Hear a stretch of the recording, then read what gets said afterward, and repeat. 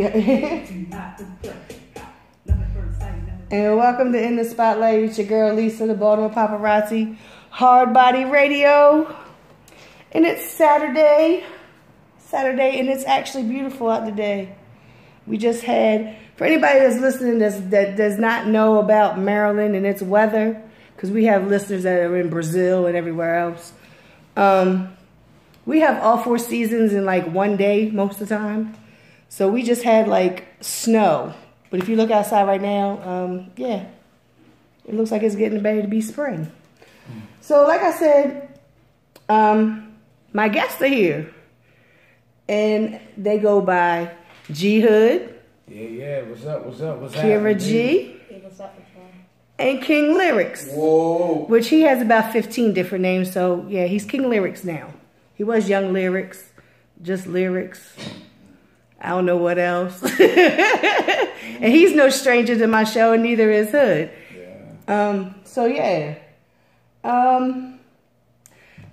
It's not, I'm going to let Kira know this is not an interview. It's just a conversation.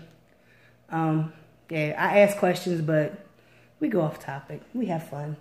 It's just what family does. That's what we do. Like I said, this is YouTube, Baltimore Paparazzi YouTube channel. And that one is Hard Body Facebook Live. Okay. They was having problems with that live last week and actually all week. So hopefully that got it fixed. The sound was all messed up or something. People say we rolling live on everything? Yep, we live. As Nick says, we live, baby. Yeah. Those are the 2 coolest guys I've ever met. I swear to God. I gotta meet them. Yo, when I met them, they was just getting to that big time. Yeah. Like they had just been on stage with T-Pain. So when I met them, you know, they was still kind of like right, you know, they was climbing up the ladder. And I told them, I said, within 2 months, everybody's gonna know who you are. Everybody. Sure enough, there he was, Snoop Dogg's house. He was going into the dude that played Tupac's house. You know, they were in everywhere. So, everywhere. Yeah. I know talent when I see it. I know it. So, yeah. Oh, yeah, and I still got a cold, y'all. So, it sucks. But, Hood hit me up and said, I need an interview. I was like, okay, who am I interviewing? He was like, I got 2 artists. He said, Lyrikz. I was like, I know Lyrikz. I interviewed Lyrikz. And then we found out that Lyrikz used to come get ringtones from me when I was a ringtone lady. Yeah. All them years ago. I wouldn't have recognized them. There were so many kids that would come up there. It was ridiculous. Good God. You definitely moved out to a little bit. Oh. Yeah, you see where I lived out now compared to where I did. We still got shootings. My car got shot, so yeah. Yeah, I'm still pissed off about that. My neighbor got a brand new car. I'm mad about that. Because you do side eye. I don't like that shit. I mean, but she deserved it. Her car got like shot up. Oh, shot up. Yeah, that's fucked up. Tire, the tire, the bumper, the windshield, and the back passenger side door. Like, I'm still trying to figure out. I think the dude that was hiding behind the car shot the car because he was stupid. You know, I don't know. That's the only thing I could figure. So, but Hood hit me up and was like, I need an interview. I was like, cool. So Hood, for those who don't remember or don't know who you are, give them a little bit of your bio, background. Let's see. G Hood, owner of FNR Studios, Felony Records, engineer, arranger, producer, mentor, teacher. I do it all. I've been in this game since I was about 14. You know, then ran some open mic circuits with Baltimore Paparazzi. Yeah, Blaze the Stage. Blaze the Stage. Great circuit. Had some artists like, man, it was amazing. We had an awesome opportunity for everybody involved, and I think everybody benefited greatly from what we did. I still the 2 young boys, MBK. Yeah. I still follow Hondo on IG, and like they're making music. They're really, you know, he just put out a video for one of the songs. Like, you know. Shout out to Hondo, man. You know, so I really want to know what happened to the twins though. Oh, they shot some videos, but you know they've been moving around. Also, Ron Rose, Kim Rowe, man, shout out to them. They got a lot going on too. I mean, everybody's busy, like everybody's working. So you know that's when I first met Lyrikz too, was because you know he came through the stage and everything. Mm-hmm. You know, I like his money. And you know that blazed the stage. Like how that kind of came about was I was doing the In the Spotlight showcases, and I was done. Done. Artists were getting on my nerves. When do I go on? How come I gotta go on this time? Why can't I go on this time? So I said, you know what? I'm done. You just won't have no chance to be on stage. Right. Hood was like, no, don't give up that night, Lisa. No, let me take it over. I was like, all right. Boom, blaze the stage. And I think if Solomon didn't have to close that place down because he didn't get the lease that he wanted, I think that Blaze the Stage would probably still be going. I really do. Absolutely. We didn't have any static. No issues. We were very successful in what we were doing. Everybody made out. Everybody who participated, like I said, they went home with something. We did good. Right. You know, the artists, I think what artists didn't realize was that, you know, they don't appreciate what they got till it's gone kind of thing. Yeah. Because people still, when you going to start your show? You going to start your shows back up? I'm like, what? Yeah, they don't know all that goes into it. It's a lot. Like, when you have to, I want to say, worry about all the vendors, and then you have to worry about the policy of the club, and then times, and then the artists, and then the lineup, and then everybody wants to know if they're going on next. It's chaotic, you know, and no one really puts in the time to think about or consider all working parts, you know, but it's a lot. People still ask about Blaze Stage, you know. Well, see, when we had to change the venue to another venue, you had brought in, like you said, you brought in vendors. So that's something I never had to worry about because, like, the way that I had it set up was a lot of times I went out there, I didn't have no money in my pockets at my show because I had to, you know, I paid people, I had a staff, and you know, but my whole purpose for that was to let people get on that stage. I didn't care if you sucked. That was not my problem. Right. I'm giving you a platform. You got to prove yourself. If you suck, they're going to let you know, and that means either you've got to get better or you just quit. One of the two. Step it up or leave. You know, so, you know, like I said, I don't think people, like, we met at an open mic, and you've been doing this for a long time. We never crossed paths, but we knew the same people. That was the crazy thing. We knew all the same people. So, you know, when you have your own studio, you're an engineer, you do this, you went to school to do all this stuff, you know, so right then and there, I knew that you had a business mind.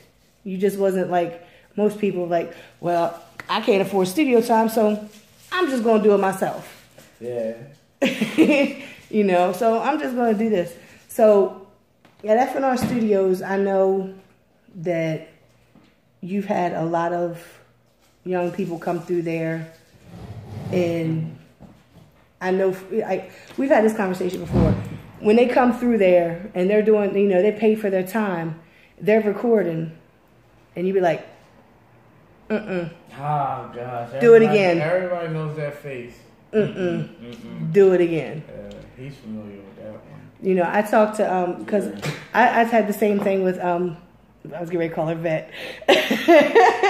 With Nellie Hendricks, I brought you because I know her because of you. Yeah. And, you know, we talked about that, because my thing is, I don't know if either one of you have gone to other studios to record. And you started out with a good one. Because I don't know if Lyrikz, if you've ever had this happen, because my ex had this happen. he went to the studio. Actually, it was the boy that he was doing a collab with. It was the boy's studio. When I heard the song, I heard the boy's verse. It was like smooth. It was like everything was cool. You know, everything was like, yeah, okay. My ex came on and it sounded like garbage because, you know, he didn't have the preset. You know, he didn't do it. He did the preset and all that. Voice, but right. But my thing was the boy didn't care about. So have you ever had that problem with like going to be like somewhere and record and they really don't care how you sound as long as you pay the money? Right. Like I be like how it sound. He's like, well, I mean, I think it sound good, but I be like, bro, I don't think it right. Like just or whatever. But like, bro, what you mean whatever? Like this, I'm putting my money into this. Like, right. Man. That's why I say I know for a fact that doesn't fly with you because for one, that's your name on that. That is by the way, y'all all know, quick plug, y'all know I'm a cigar smoker. I don't want you guys thinking I'm smoking weed. I smoke cigars. Shout out to Java, Drill State. Shout out to Outlaws, Cigarillos. Y'all know I do my thing. So don't get it twisted. Don't look, oh, G's rolling up. No. Shout out to Outlaws, all right? A lot of people don't show no love. But back to the topic. Yeah, I deal with it often, you know, because people just have this preconceived notion that every studio has the same quality. Right. And they think that, oh, this guy's going to make me sound like I should be on the radio. He's going to make me sound good. They think that that's your job, to make them sound good. Right. So instead of me to just record you, you really think I'm here to help you with your inadequacies. Like, those are things that we don't do. So you got to bring more to the table, you know, as an artist. So I've seen people in other studios, and what's weird is when I get invited to people's studios, and it's like they'll sit and they be like, "Hey, you comfortable? You want to get on the board? You want to come work on the board?" Like, no. Nah. It's like cooking in somebody else's kitchen. Right. Like I'd rather be home. I'd rather be comfortable, be on my own thing. Right. But I do notice that a lot of engineers they do things differently. Right. I don't want to step on the way they do business, but some just to me, yeah, they just, as long as you know, they're getting paid, you paying them for 2 hours, you're there for 2 hours, they got their money, you record it. Know your name, like they don't care. You know, and I'm like, I've been to studios, a lot of studios, quite a few, and I sit back and I observe and I watch. I don't rap, I don't sing, I don't do none of that. But for me, I like knowledge. So when I would be at Shaka Pitt Studio, regardless of whether it was out in the county, whether it was on Charles Street, whether it was down here at the end on Maryland, on the corner, down in the basement, right. Street Legal Studios, sat behind Mark many a times and just watched him. And Mark is another one where he'll be like, you know, he'll be like, why don't you try that again? Like he does it in a nice way, but you can tell that he wasn't feeling that take at all. And you know, so I've been through studios that they care because my name, my reputation is on this mix. Yeah. So and I mean Shaka Pitts, I've heard his rough mixes that sound better than some people's mix downs. Yeah. You know, somebody Shaka would play the music. I'd be like, yo, this is not even mixed down. This is just my rough draft. And I'm like, but he's another one. He went to school for it. He's an engineer and everything else. So, like I said, I'm getting off track. But anyway. That's cool. That's cool. But I wanted people to understand that, you know, about like who you are, because I met you basically as an artist. So then the studio, because I've been to your studio too. Yeah. The whole being the studio, like you said, mentor, because you've taken a couple people that since I've known you under your wing, especially that one right there, and try to, you know, look, we're going to do this professional. We're going to do this right. The reason I say professional is I had somebody in my inbox, and I had to wait a few days because I didn't want to hurt their feelings. What you mean hurt their feelings? What you talking? They came at me like this. Hey, how we get on your show? Now, first of all, who the hell are you?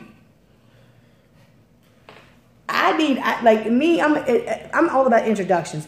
Hey, my name, my name is such and such, blah blah blah. Artist name, group name, something. I'm trying to find out how we can get on the show. Right. That would be cool. You know what I mean? But just, hey, I don't know you. You follow me on my Baltimore Paparazzi IG page. Yeah, how we get on the show. Who is we? Who are you? So I had to wait a few days, and then I corrected him. I was nice about it. I wasn't my usual evil self. I was nice about it, and he apologized. And I was like, man, it's not. I said, I'm trying to be professional. Right. So you can be professional. So when you're dealing with somebody else, say industry wise, or you need to talk to somebody. Nothing about right. it. Don't care where you come from. If you talk to somebody up in New York or down in Atlanta or out in LA, you can be professional. Right. Oh yeah, I got the Good Morning America going on. I rock with it. Because for yourself, you've been to New York. You've been doing things with people. Red Cafe. When you told me Red Cafe, I was like, damn, I ain't heard that name in a while. I know who Red Cafe is. Shake down, man. Shout out to them guys, man. Man, shout out to everybody in New York that showed me love, man. You went to Canada. You did a show in Canada. Yeah, shout out to Cassius. We toured up OVO Fest. Yeah, Toronto. We did. So about that whole professionalism. Yeah. It's cool to be around you. When it comes to this business, I really want these younger ones to be a little bit more professional. But listen, I'm going to speak on it because I'm guilty. All right. In running, if I'm on my phone and I'm jogging through and I just so happen to see a DJ, I'm hitting on Messenger. Hey, what's going on? I would like to get in contact with you about getting on your show. Or how do I go about getting on your show? See, that's different on how. It'll say, how do I go about getting on your show? It's not always hi, my name is. You see my IG, bro. Like, I'm running in the clutch. I'm trying to lock something in. So it's like I'm busy for a lack of professionalism in my jargon, but I'm busy. Right. I'm just running through. But there are some people who just don't know proper business etiquette. Right. And it's not for a lack of trying. It's just a lack of knowledge. But the best way to learn how to do business isn't through someone teaching you. It's through doing business. Right. So you got to spare the rod sometimes and be like, well, at least he's reaching out. Because there's plenty of people who sit back at home right now and they actually think that people are going to call me. No, they're going to reach out to me. If they don't realize how many people are just in this city alone that are, this is my famous quote. I'm going to wear this on t-shirts. I swear to God, I'm going to sell it. Because every time I say it, people laugh at me. But they know it's true. You cannot throw a stone in this city without hitting a rapper. Yeah. Everybody raps. Yeah. Every single person. Every time, oh, my homeboy raps. I have no doubt. I have no doubt. Mm-hmm. Because everybody raps. And his mama probably do too. Probably so. Yeah. But, like me, I put out there, like I said, I'm booking for what? May? I do have a date. I have a date available in April right now. Ain't nobody took it yet. But I'm booking for May. I stay booked up on my Saturdays. I stay booked up because I have people come down from Pennsylvania once a month. I hit him the other day. It was like, yo, I need to know what date in May you need. Right. Because I don't want to double book it. And he was like, I got to get back to you. I'm like, all right. I'm just telling you, people are already asking for dates. And I'm giving them May. Because April's booked. So, people, they want the exposure. They want to be able to come in here and talk. And it's, to me, like I said, that's just me being old. I just need professionalism, Because my main thought is, you get a chance to go out and talk to somebody, and they're going to say, Because, I don't know how everything is now, because I know some people have gone up to, Universal to talk about, right, I guess, distribution deals or whatever. Mm-hmm. And I know a few years back when you would go to talk to these people, and they would say, yeah, we're just not feeling your whole vibe right here. Because, brush off. The way your mannerisms, they think you're not a good investment because you're going to be constantly in trouble. Yeah. You know, so that was with record labels. And now we have record labels, but we don't really deal with them too much. I've been preaching to everybody for years, independent. Right. That's what you should be. Independent. And that's because of like Tech Nine. I watch how Tech Nine, he had money backing him. But they built that empire up so much, and so I've always built that whole, you can do this independently. You just need to get the right people behind you. Right. So these guys have you behind, like you said, you've been doing this, everything since you were like 14. Yeah. Yeah. I'm not, and you're not even that old.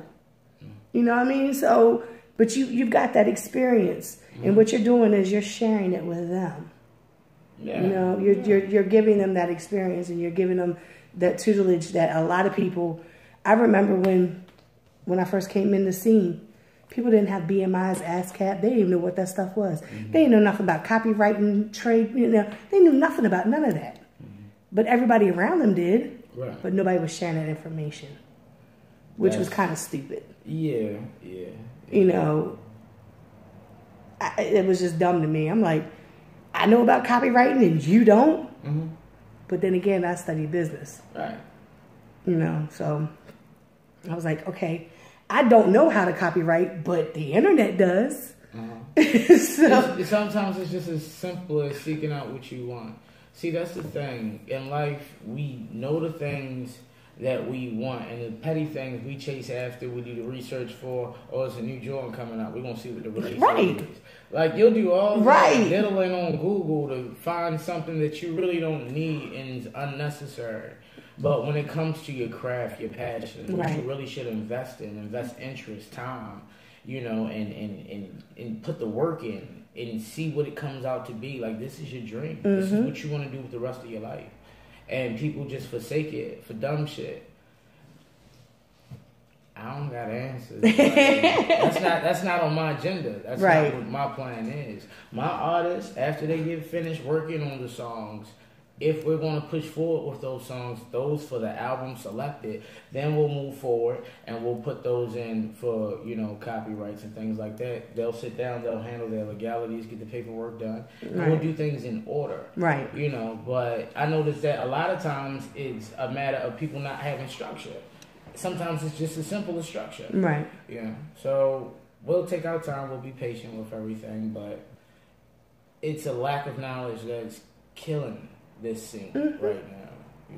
And I think that's always been the issue. Indeed. It's always been that lack of knowledge. Like I said, when I first came in, like the people that you would think, it's like I'm looking and there's like right now,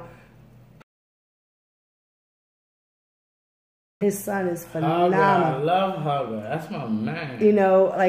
What he's doing with his son is, amazing. Like Hugger, I still love Hugger's music. When I've seen Hugger on stage when he was at Vanity Room. Loud boy. And I'm like, Hugger still has it in him, but he was like, you know what? I'm gonna step back. Pass that torch. And I'm gonna help my son because this is what my son wants to do. I got a chance to be at his first performance and take pictures of him on the stage for the first time. Him and Hugger's other son. Both of his sons were on stage at the same time. So he's got that mentor. Like, I think the younger generation growing up with fathers, uncles, cousins, doing all that, and they're being able to learn from them. Yeah. That's important. That's very important. So this young lady right here, I don't know her. Her name is Kira G. Fire off at will. Yeah. She lives. I wanted to try to get her at ease. Get her at ease because, like I said, this is not an interview. This is just conversation, just to learn, just to say whatever, So obviously you're young. So how old are you? 17. Ooh, she's a baby. She's a baby. Like she's like, yeah, whatever. So how long have you been, rapping? Well, I've rapped since I was like 10 years old. But I had stopped rapping for a minute, and I just recently started back up rapping in the summertime. I don't know what made me start doing it again. I was just sitting there and then started rapping again. And then I made one song. I didn't even like it, but that's how I ran into him. That's usually how it happens. It's usually how it happens. There's a song that you'll do a song and you'll be like, I don't even like this, but everybody's like, oh, that's fire. That's that. You be like, Shit, a throwaway. I don't even want it. Right. Everybody get a throwaway. Right. Get started on it and just be like, I don't like it. So you hooked up with G Hood. Well, he found you. He found him. Yeah. Oh, okay. She hunted me down. Yeah. So did you, like what we were just talking about, did you have people around you that rapped and did music and kind of helped, like, I don't want to say influence you. That always sounds like somebody was influencing you to do something, But, did you have that around you, like, older siblings or younger siblings or, relatives or just friends that they did music? I had my uncles. They used to rap a lot. That's when I started rapping when I was 10. I remember I got in the studio for the first time in the closet. A little song. Oh, yeah. I got a YouTube channel with all my old stuff on it. Oh. It's embarrassing, so I don't really... But see, that also shows your growth. We all have that embarrassing stuff that we had a few years ago. Like, I got a lot of pictures. Like, I'll be like, But it kind of shows your growth. So, yeah. So, did you send any of her music? Because I know you sent me 3 songs. We got all the songs it's like 2 songs from. I'm asking because I'm gonna ask you questions. I sent you 3. They all the family songs. You know what? I'm gonna cut him out the interview. What you gotta do? Cutting him out of the interview. No, I was just wondering because because I know he sent me 3 songs. He gonna start and shit. Always. Come back. Always. Come back, bro. Damn. See, he realized after the last one we had that connection. So yeah, we got that connection. We got that connection. So yeah. Look, you gonna punch at her? Every 3 butterscotch like He done ate the butterscotch. She's like, I don't know what you're talking about. It's cool though. That's because you told her not to do it, so she went ahead and do it. She just like a little sister. You tell a little sister, don't do it, she gonna do it anyway. Family. See? Yeah. I see what you did there. Yeah. See? Yeah. I'm smarter than I am. But they was telling me last Saturday, TAGMG, they was telling me I had bars. I probably have a whole EP in my damn head. I was like, no. Oh, you dropping bars? No, I don't know what the hell's y'all. I just be saying shit. What's gonna be Hard Body Volume 1? The Hard Body mixtape? Nah. You got it in. I got in the Spotlight mixtapes. I still got finished. I still got finished. I got like 2 of them that I've got the music for. I just gotta put them all together. Yeah, see, everybody that's on my show gets to be on the Hard Body. See, it gets on in the Spotlight mixtape because I had started that years ago. Yeah, In the Spotlight is my brand along with Baltimore Paparazzi. I already know that F&R is all over. Oh hell yeah! I just played Yardies before y'all got here. Oh yeah, That's like Roll shots in Yardies. My favorite line of that song is the one about the 40. Oh, it's hard to dance with this 40. Yeah. Yeah. Right. I don't like the party. Right. That line right there, I'll be like, I know what you're talking about. She know, you know. You're If right. y'all listening, y'all know. Oh, we got people checking in on live. Okay. Shout out to everybody that's checking in. You know where we at in the Spotlight. Baltimore Paparazzi. Lisa Stern. No. You know where we at. We love her. They don't know me. They don't know me. Man, please. They gonna learn about They shit. gonna learn the dirt. They gonna learn about shit. World would it be, bro? I see you. So, you said that you have you were in the studio, in the closet, in the studio at 10. Yes. Wow, That's Was crazy. you stealing butterscotches too around 10? Probably so. Yo, he is the pettiest. Like, every time we in the studio, you know what he do to everybody? Oh, get on their damn nerves. No, he make him play tic-tac-toe. Got to. Everybody has to play tic-tac-toe with him. I draw the In the board up. studio, You he gotta gets on the do it. board.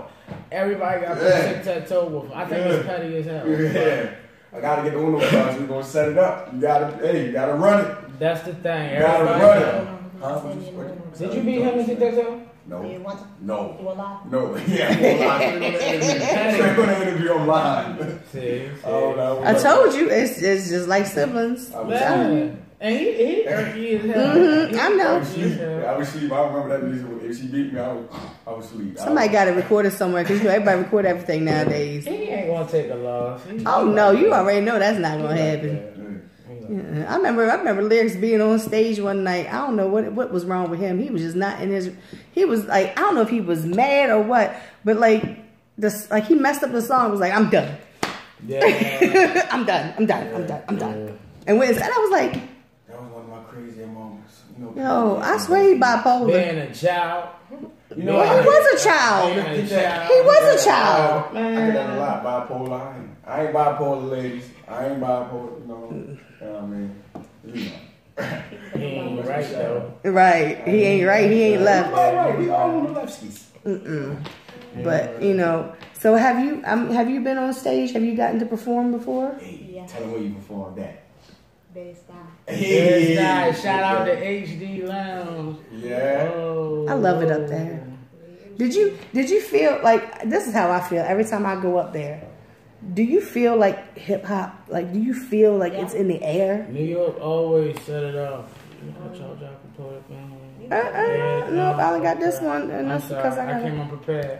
Beamer Bam, what's up? They showed us love up there too, like Puzzles, Cashes, Mojo, Big Bro Gutter always show me love. Shout out to Grands, man. Beamer Bam, I see you, bro. Like when we go up there, like she felt comfortable. You know, she did her thing up there. Was that the first time you've been on stage, or? Yeah, that was the first time. Wow, first time on stage, and you up in New York on stage. So that's what happens when you. Everybody know, G, I pull up. It don't matter, you know, where we supposed to be at. I feel like that's a responsibility. You can't be in these studios talking all that talk. Like right. You ready for it. And then when people call you, they don't never see you. You ain't never around. Like, nah. How many times I done been on the one? Or the one, that's my block, by the way, the one. I done been on the one, I done looked up, bro. Pull up right there. All right, no, because he got to keep his eye on your ass. He got to keep your eye on your ass. I gotta cover everybody. I be doing that. At least I be chilling. I'm glad y'all cannot see my face on camera. More eyes. I'm glad. If anybody know, they know I be chilling. Yeah, right. You know, I do Okay. what I want. Right. But that's but you know, it's you know, what are your plans for her? I mean, what do you is it, you know, I'm sure that she's got, what plans do you have for yourself that you want Hood to help you with, or that, I mean, yeah, what you want? Yeah. Where do you want to take your talent? Yeah. You know, As of right now, I'm working on an EP. that's smart. Need help with it. That's smart. Original beats. Kind of a, Check some of them. Yeah, we got to produce some beats too. yeah. But the beats I got so far. Usually that's like my thing is when this is my thought, and this is just me, my pet peeves. When you first start out as an artist, doing the industry beats is cool because you're getting your experience, you're getting people are going to listen to you because they know that beat. Right. And when you get on that industry beat, you need to do it differently what that industry artist did and make it your own. Absolutely. At a certain point, that should be gone, and you gotta make everything. You gotta get on the original beats, because now you've gotten people to notice you. Because I get so tired of people constantly, like, I know people that constantly still doing, industry beats. You can't sell those. Yeah. You can't sell those. All you can do is use it for promotional purposes. So at some point in time, you have to do the industry beats.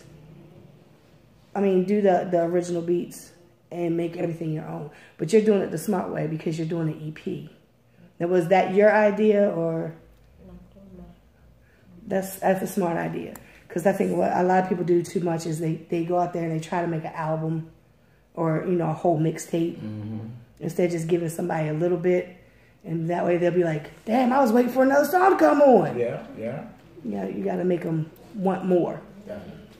Like I said, that's that marketing and advertising little that I learned way back when. But actually, like when you out, we ain't gonna do that. You said like you saying give them a little bit first, and then you. We're not talking about testers. We're not talking about testers. My man Bomb did a CD and it was called Testers and it was an EP. Yeah. And that's what he did is like he gave him that EP. First he had a single that he did all the time. He was doing the FYE tours when they were doing those and he was doing it in stores. Yeah. And he sold the single for $2. He got on 3 different Billboard charts by doing that. With no radio airplay from Baltimore, all that.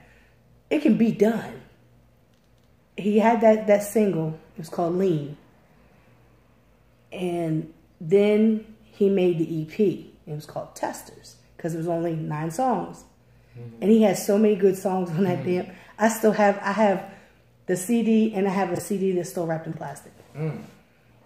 Right. Special. Right. Something special right there. And I have it. I think it's on my phone. But it's all in giving people that taste of what you are and who you are.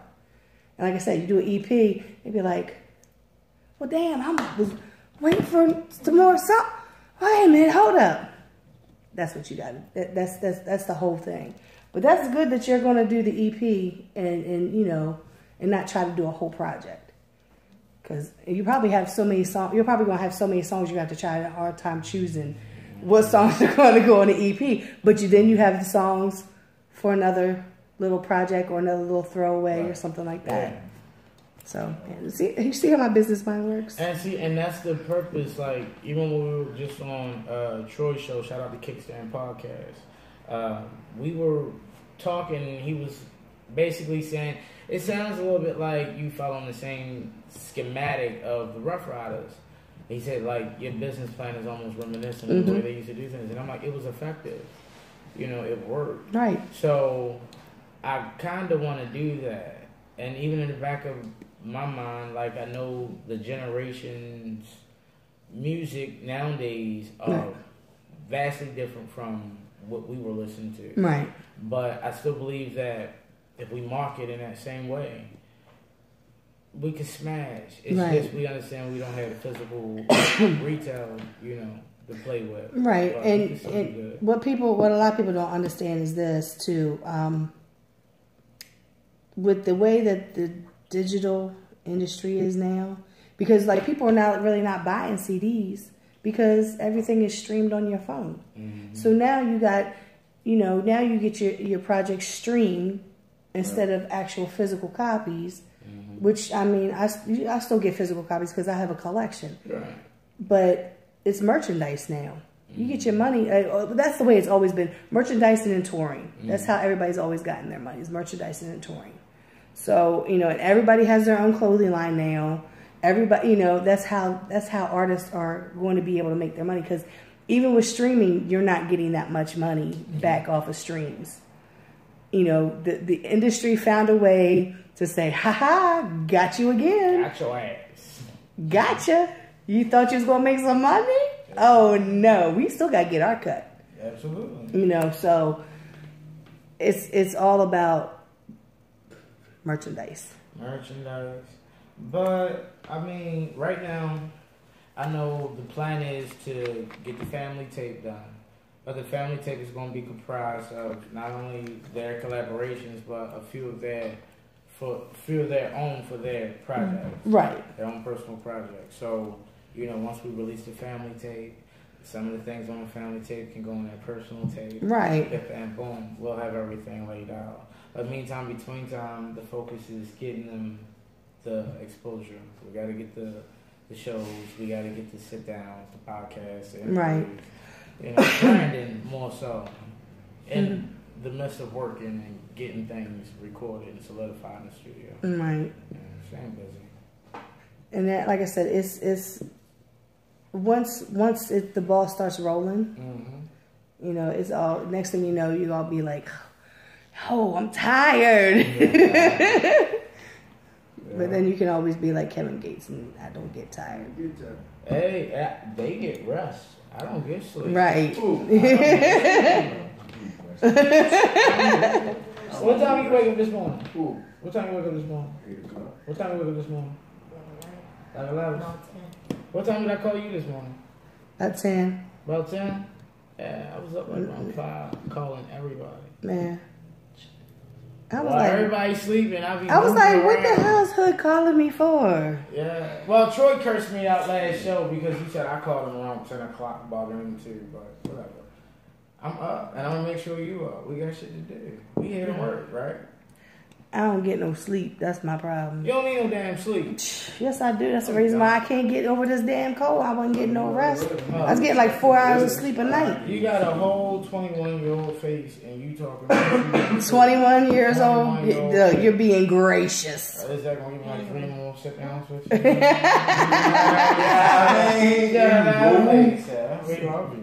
I know. You love me so much. Let me tell you, he loved me so much that I did his mother's birthday party. Absolutely.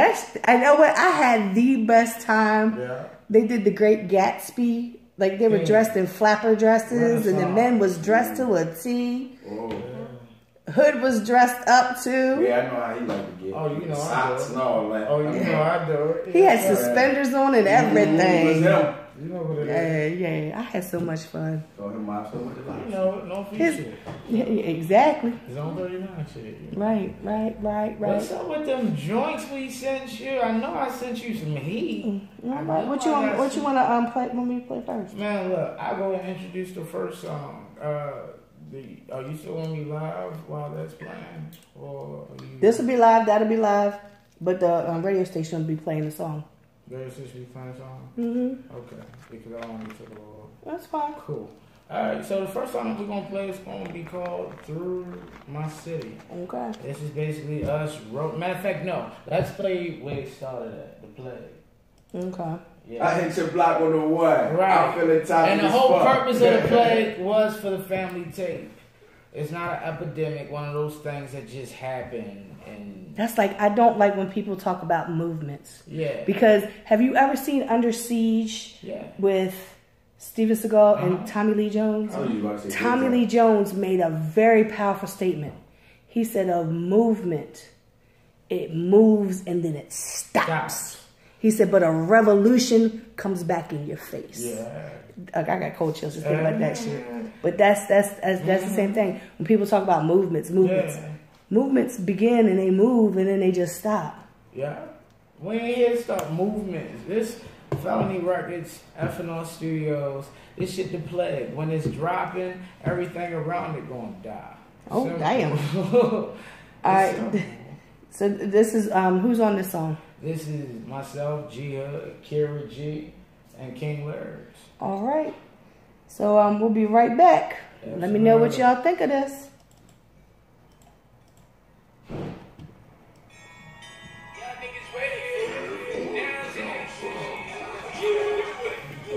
Somebody's lift.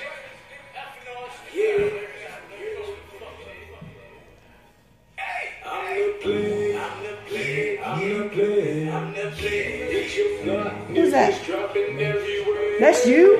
I told you got something completely new about me. Yo, Dre, do me a favor. If he go get my cord, do you have somebody I can plug my USB cord up to?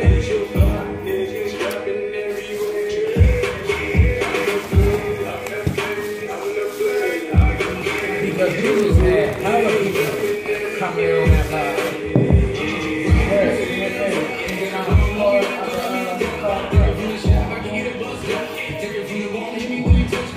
that door unlocked so you can get back in.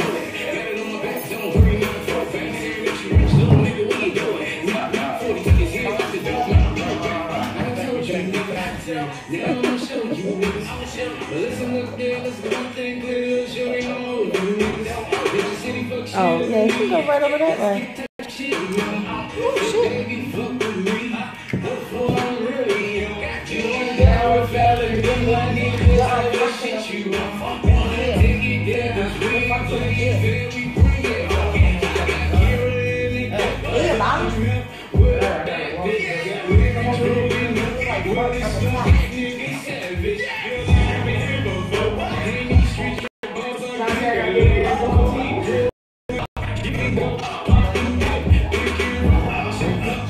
When he comes back, you can plug it into this.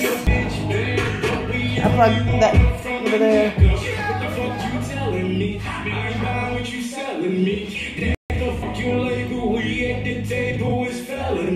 If you don't know, nigga, you won't know my damn zone. I'm 39, certified to the goddamn bone. I'm the blade, I'm the blade, I'm the blade, I'm the blade. Hit your blood, niggas jumping everywhere. I'm the blade, I'm the blade, I'm the blade, I'm the blade. Hit your blood, niggas jumping everywhere.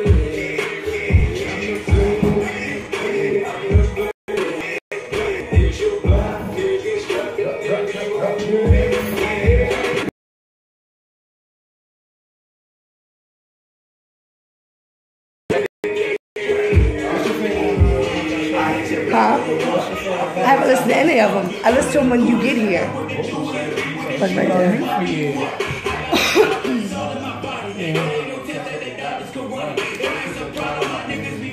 I have them lay on your block for a month. It ain't no folding me. Hold it here. Known to freeze. Speak on some shit you don't know. Once again, ladies and gentlemen, you are listening to In the Spotlight Radio with Lisa Stamp, Baltimore, Paparazzi. I am Chico from F&R Studios. We live and direct down here off of St. Paul. I'm glad that you tuned in, baby. Good to see you. Stick with us. Stay around. Is it charging?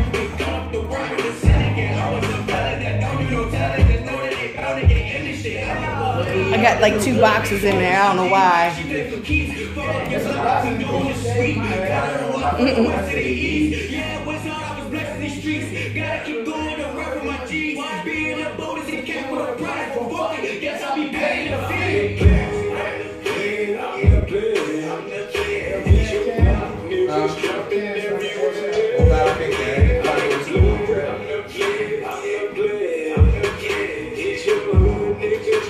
Guess what, Lisa?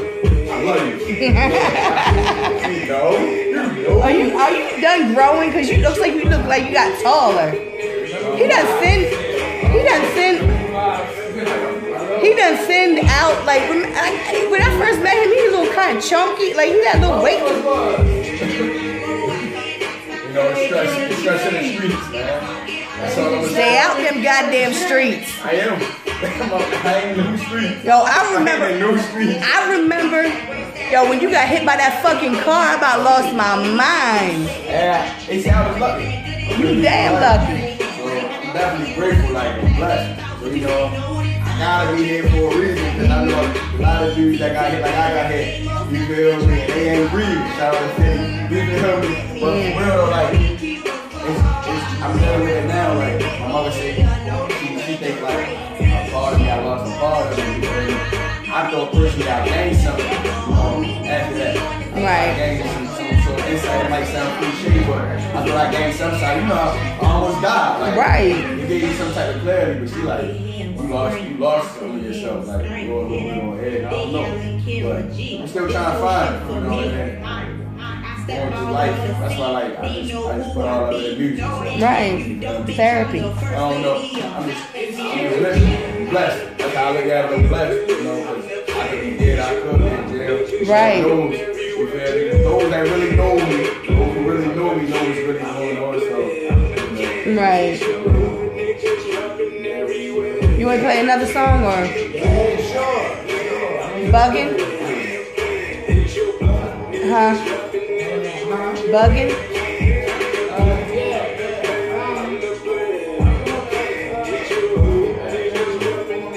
Oh, you want to? Okay. Yeah, because I want to introduce the song. See, I don't want to just All drop. right. I don't want to just drop them because everybody doesn't know. Right.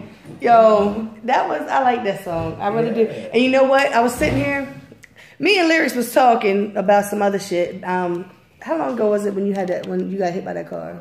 2 years ago. Right. Oh, I about lost my fucking mind when I seen that. Cause like I'm very protective over people, and even though like me and Lyrikz, like we met, we only see each other at Blazer Stage, but he was still somebody that I knew and somebody that I cared about because he was right. Yeah. So when I seen that, like I kind of like almost lost my mind. I was thankful that he was okay. I think that might be what happened, Hood, is like when he got hit by that car, it kind of like knocked his head a little bit. You know? It did, though. You know? It did. You know, just a little bit. It certainly did. You know? So I kid because I mean I'm just thankful that he's here. Yeah, absolutely. You know, he really could have lost his life because I mean if y'all ever like Yeah, man, listen, they stripped me down, like, they had to cut my clothes off, man. Then they get me in triage. They laughed at me. They thought I was playing, though. They get me in triage. They like 8 doctors surrounding me. Like, you got anybody want us to call? I said, man, call God and tell them to send me an angel. I said, man, my face hurt, like. Right. So it's just like, they was like, they're like, I don't know, like, hospitals, all hospitals, PSA, like, it's not cool to talk about the patients, like, we not there. Like, they like, oh, man, he almost died. Oh, he made it. See, and they not supposed to do that. Like, They're not. Like, That you could have brought them up on charges. Yeah, they like first feet in the, flipped 8 feet in the air, landed on my face. I'm like, what? Why is y'all? First of all, why is y'all talking about this like I'm right here? Like, oh man, you lucky, oh, you supposed to, so you know, right? By the grace of God, man. So every day I'm blessed. But one thing that I really that really stood out for me, because like I said, I know I've heard Lyrikz, I've seen Lyrikz perform. I know Hood, I know Hood's music. Kira is the one that I'm not familiar with. So hearing her on that verse, you know what I mean? I can't deal with today's music. I like substance. I like storytelling. I like rhyming words. Like anybody can rhyme words. Right. But being able to do it and give it substance, that's important to me. So when I'm listening to a song, because like I told Hood, I didn't listen to any of this music. I don't listen to nothing until y'all get here. You get my genuine, honest facial expressions, everything. Because I can listen to that music and then get here and be like, yeah, that was great. That was awesome. But when I heard it, I was like, I don't even do that. I'm not even that kind of a person. Because if I was that kind of person, me and Hood wouldn't be friends. Hood be like, I want that phony fake shit around me. Yeah, right. You know, I keep it 100 with you. I like so you. I'm glad like that. I mean, I'm sure you probably, because you guys are, you know, younger, and that's you know, what artists do you like? Who are you listening to? Like, who do you listen to right now? Like, what, you know, what's like one of your favorite songs right now? I got a lot of favorite songs. I listen to like NBA YoungBoy, Roger G. Say. You know who he is? I have a 20-year-old son, and I have to listen to that kind of stuff because that's what he listens to. They the main two. They motivation. Yeah, because Jared was playing that NBA whatever his name is, and I was like, "Who is that?" He was like, "Eh." So I was like, "Oh, he going hard though." He the truth. He going hard though. Yeah, I was very sad. Yeah, you know, see, for me, it's just that, for one, it's so many new names and new faces that it overwhelms me. Like, it took me a long time to listen to Kevin Gates. My daughter was listening to Kevin Gates. Cashmere was listening to Kevin Gates way before anybody else was. She found his mixtapes on an app she had on her phone. She would just go through and she would pick different, you know, mixtapes to listen to. And she was listening to Gates long before anybody else was. So when I would get in her car, because the rule is, if you're in my car, you listen to what I'm listening to. Right, when I'm in your car. That's a mother rule, though. Right. That's what mothers do. But you know what I mean? So we're going to listen to whatever. So when I would get in her car, when she had a car, she would have Gates on. It wasn't until I heard what song was it? No, that one is one. That's no. I told you I like ratchet ass songs. Right, right. Thought it was legal to beat your hoe. She your hoe. I was like, yo, that's ratchet as shit. Then when he talking about beat a bitch like Chris Brown, go back to jail. No, yeah, I was like, oh, that's domestic violence. But that shit was hard. Crazy. That was right when it won't miss you, yeah. Right. Right. So, but it took me a long time to listen to Gates. And I had to actually go and read the lyrics to his songs before I really committed myself to listening to any more of his music. When I read then I understood the music. I understood him. You know, my son, what y'all listen to? My son listens to all that. And he plays it very loudly on this big ass speaker that he carries around that's connected to his phone. I swear to God, I want to break this speaker. Yeah, I just want to break this speaker. It's about this big around. It's about this big, and it changes colors. Oh yeah, you got the right one too. You got that one. Yep, exactly. So you know, that's why I said I wanted to know who y'all listen to because, but your music to me, like your verse, kind of doesn't even, like I said, I don't listen to their music. Baltimore Big Steve has me listening to, who did he have me listening to the other day? I forget who it was now. Jacquees. I bet the crazy thing was I was been listening to them guys before they got away, before he signed his deal with Cash Money. He used to run with well, see, Issa. Baltimore Big Steve is a big Cash Money, like, Hot Boys fan. Yeah. And, I mean, I love the Hot Boys when they came out. Right. Like, yeah, like, you couldn't tell me nothing about Juvie. Yeah. Juvie was my man. Like, yeah. And Lil Wayne with his little ugly ass self. Yeah. You know, like, shout out to Wayne. Couldn't tell me nothing about them. Never really did care much for Birdman. But he had me. Yeah. He had me listening. He's had me listening to the little young dude. And I like him. He kind of, some of his music kind of, like when he sings and all, when he does whatever, sounds like Usher to me. I'm not sure where the boy's from, but he kind of got that Usher. He sounds like Usher to me. Atlanta, yeah, they from the same. Right. So I mean, I like him because he's not trying to be Usher. Like Paco, got, you know, rest in peace, Pac. Paco, man. 2100 shit. R.I.P. Paco. Paco never tried to sound like Pac. Hell no. He just did. He wasn't trying to look like Pac. He just did. Always organic, man. Shout out to Paco and his moms, man. His moms be on deck. She be watching the interviews, man. Yeah, shout out to Paco. Absolutely. I met Paco and Chino at 5 Seasons, and I thought there was going to be a fight that night. Cause they was on stage and they had this thing about when they was rapping and hardcore rapping and they would just stare you in your face while they was rapping. And like they was talking about something in the song was talking about like fake chains, And my man Pinpoint, this is before I knew who Pinpoint was, but Pinpoint and his crew were, you know, they had performed or whatever and they were standing right there. So they was just like looking right at him and it was like, I was like, is there going to be a fight? Like, because I didn't know who they were. Then I found out it was Paco and Chino, and I was like, okay. You got familiar real quick. You know, like, you weren't there that night. What night? At the Seasons when that happened. Probably not. I heard about that. Probably not. Family business. Probably. No. Family business. I was never at the Seasons when anything happened, though. Like nothing, like bitches throwing drinks in the other bitches' faces and bitches like fighting out in the lobby and shit, but never really anything really popping off. All positive vibes. You know, that's what it's supposed to be. And so I, you know. That's probably what happened because you wasn't there and they was just like, where's Lisa? It's a possibility. I have that kind of control over people. They think of me as their mother.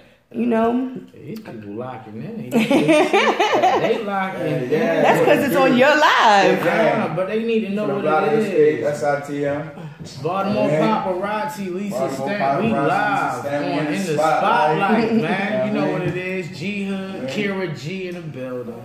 Of course, you got King Lyrikz down at the bottom. We bit coolin'.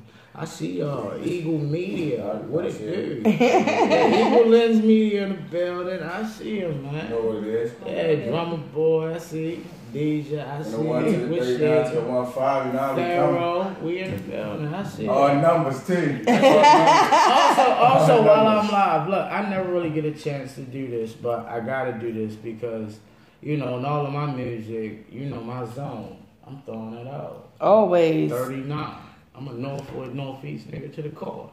So I gotta shout out my bro. Look, besides what I got going on, besides the arm and hammer, fish scale, all hands moving thing, in my hood, we also got another big line my bro's carrying right now called AOG.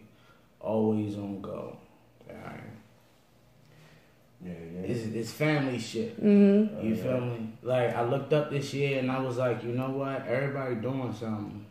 I mean, we gotta bring it together. And that to me, like I said, like the okay. One thing that I always ask everybody that comes through here is, Hood, you've been there. Lyrikz, you've seen it as well.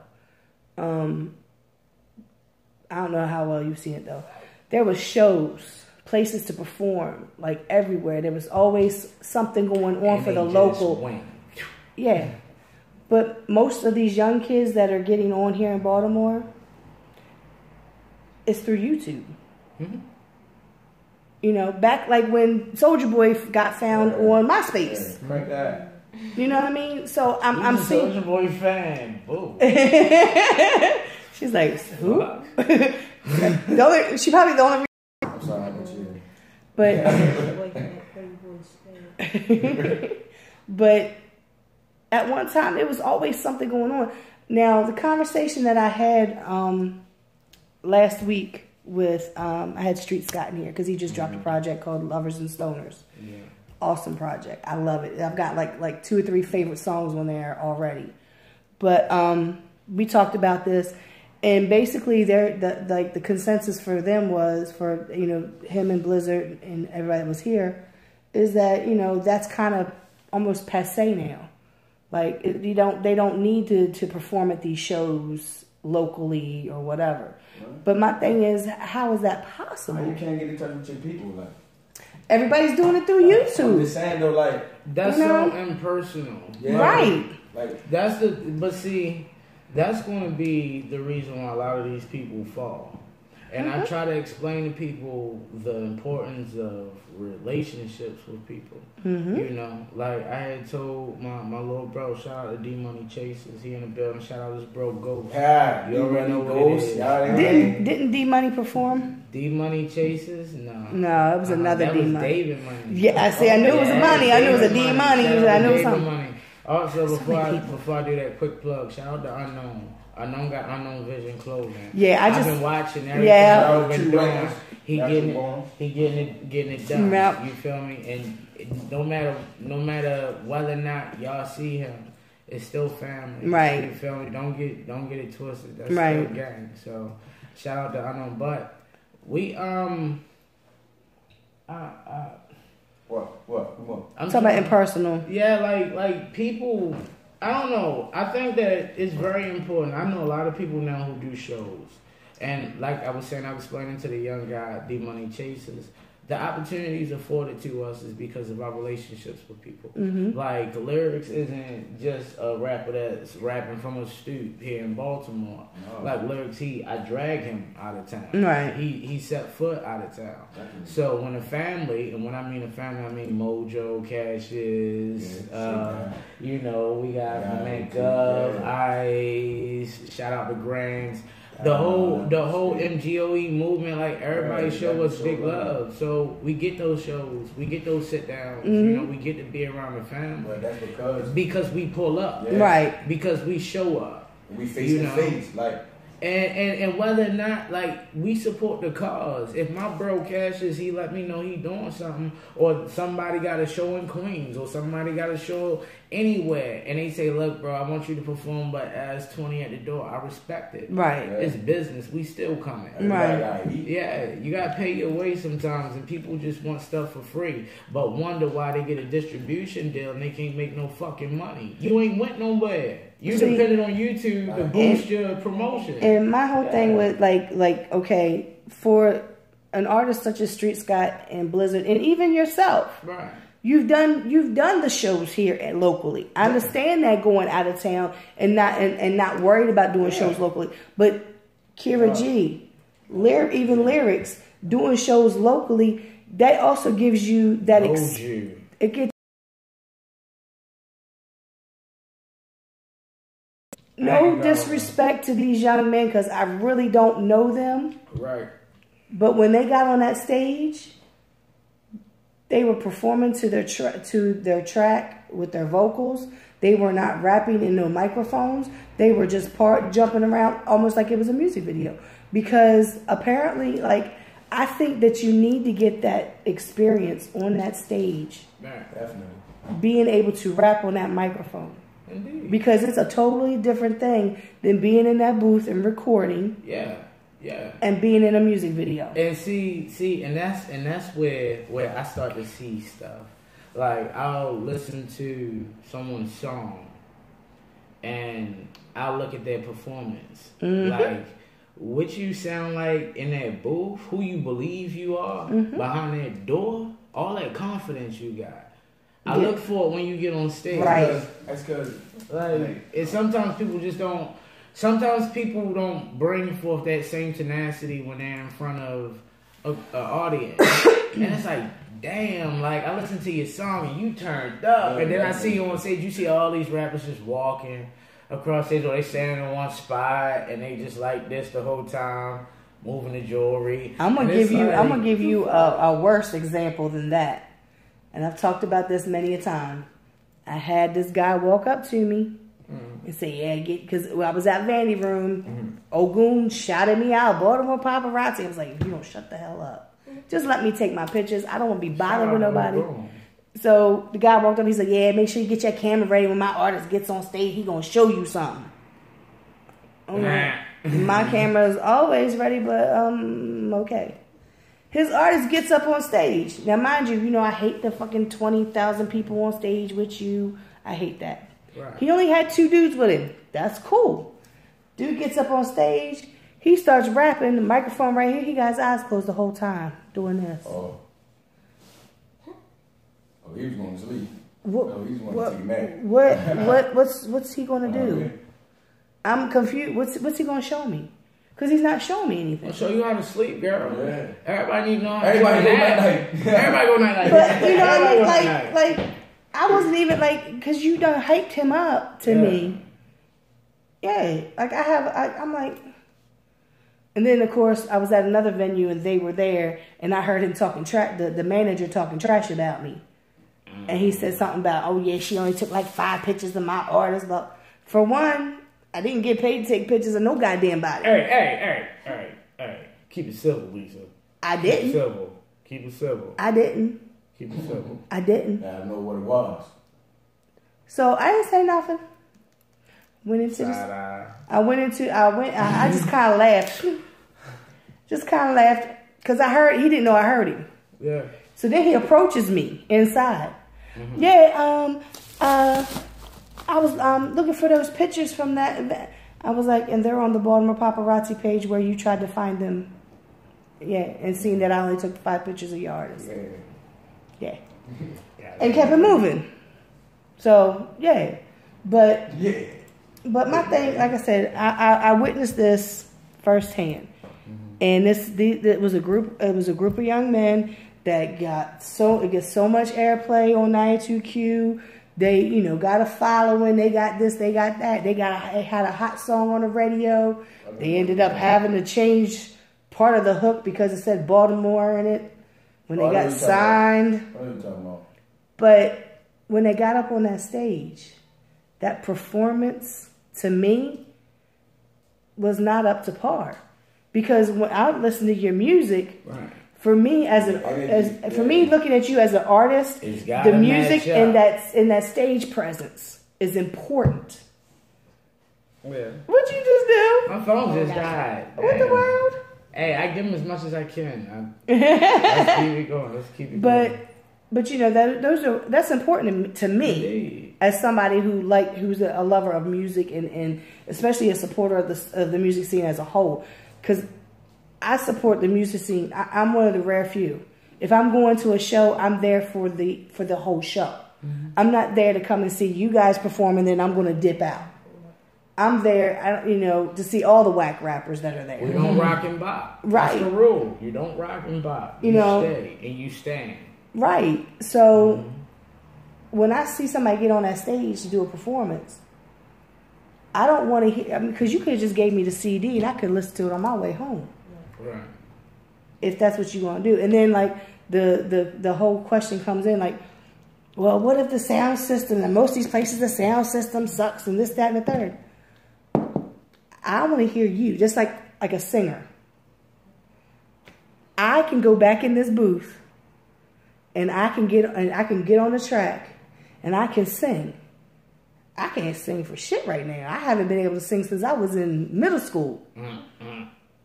Not to that level. Demo. But that engineer can make me sound like Mariah Carey. And that's the big fucking misconception. See? Right, but I'm saying, so when you hear you hear this song and you be like, oh my God. But then when I get on that stage, how many singers have you heard live? Flat, off key. You want to know who bombed the worst live for me in recent years? Janae Aiko was performing live with John Legend. I know that that would have broke my heart. My God. Man, when she was offbeat. Lord. That would have broke my heart because I love her. But you know what? I love her. But you know what I did? That was her first big awards. That was her first big award show that she did. And I understand because when you in that booth, you got all that energy and it's just you. I don't have a window in my booth. So all of my artists, they can have it privacy. Themselves. Yeah, they can be them. So you whoever you want to be in that. But it's different because when you hit stage, all that confidence, all you know is damn, my verse coming up. Like, oh shit, you about to pass me the mic. Oh shit, I forgot a word. I'm glad you spoke that up too. Yeah. Ja Rule show that I attended down there at Baltimore. Fucked up. Ja Rule didn't. Ja Rule gave a great performance. Who fucked up? A local artist that I don't know. Here? Mm-hmm. I don't like, everybody's like, oh, Lisa, you gotta give him some slack. You gotta do this, you gotta do that. Okay, I gave him points for the fact that he didn't have his vocals on there. He had his ad-libs and his hook. That's cool. I'm cool with that. So he didn't have his vocals on there. His whole first verse, he didn't do it. He didn't know it. He lost it. Oh. Because Ja Rule was there? Mm-hmm. Was it because the Rule York was there? No, I think it might have been because there were so many people in that place was packed. Yeah. I don't give it. Everybody was talking shit about that show. He was on time for Ja Rule. Let me tell you. I don't care. He did some shit for the game. I mean, you gotta show. He made that rap singing. Yeah, lane. I said that he was the first one. Nobody never believed me. I said if it wasn't for him and Nelly. If it wasn't for Ja Rule and 50, I think a lot of beef.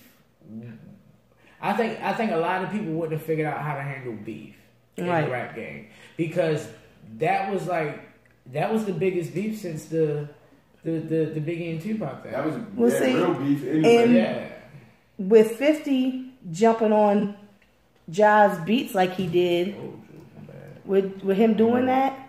That opened up the floodgates for everybody else to jump on industry beats to do basically the same thing. Yeah. You know what I mean? So 50, I will never take nothing away from 50. 50 is a smart businessman. Yeah. He's petty to the core. I love it. You know what I mean? But nobody's gonna tell me not to like Ja Rule because of the 50 Ja Rule beef. Nobody's gonna do it, and I'm tired. Like I really am. It was so long ago. Y'all need to let that shit go. 50 wouldn't be who he is today without Ja Rule being his competition. Right. Like Ja Rule was on top. Yeah, the competition molds you in some sort of way. Right. You either grow strong from it or you fall. He gained fans. He gained fans Yeah. because they liked the way that he came at Ja Rule, Yeah. and he gained haters because of the way he came at Ja Rule. So either way, he got publicity both ways. You know what I mean? So, like, that's why, like I said, a lot of people don't. You need to practice. A lot of these artists don't do that. I know riding with Bomb on the way to shows, we had to listen to the show CD so many damn times, and I knew the thing. Yeah. You know what I mean? And just, you know, constantly doing something, and it becomes repetitious. And that way, when you get on that stage, you don't have those fuck ups. And another thing, I know I'm not going to have this issue with either one of your little young selves, but the older ones who like to drink heavily before they get on stage and be drunk up on the mic. You know what I mean? Like I said, for me, it's all in stage. That's how you ran. It's all in the stage presence for me as somebody who's watching. Like sometimes I get mad at artists that I'm trying to take their picture and they're just back and forth. Yeah. But at the same time, they're engaging that crowd. I'm sorry, Lisa, because I know that. But they're engaging that crowd. They're speaking to the crowd. You know, they're over here on this side, then they're over here on this side. They're in the middle. They're, you know, so I can't be mad at that because they're doing exactly what I would want them to do as far as engaging. But I have a lot of little pet peeves when it comes to performances. I don't, you can't be that person. I'm sorry, I am. You can't, because this is hip hop, and you know it's ever evolving. When did it become cool to rap over your tracks? When they started doing it? It depends on, people, let me get this straight with people, all right? It depends on the occasion, and it depends on the person. If you're dealing with a person who, let's say this, hasn't been in the public eye and done a performance before. I understand that. Yeah. But I'm talking about, I gave this question to somebody before.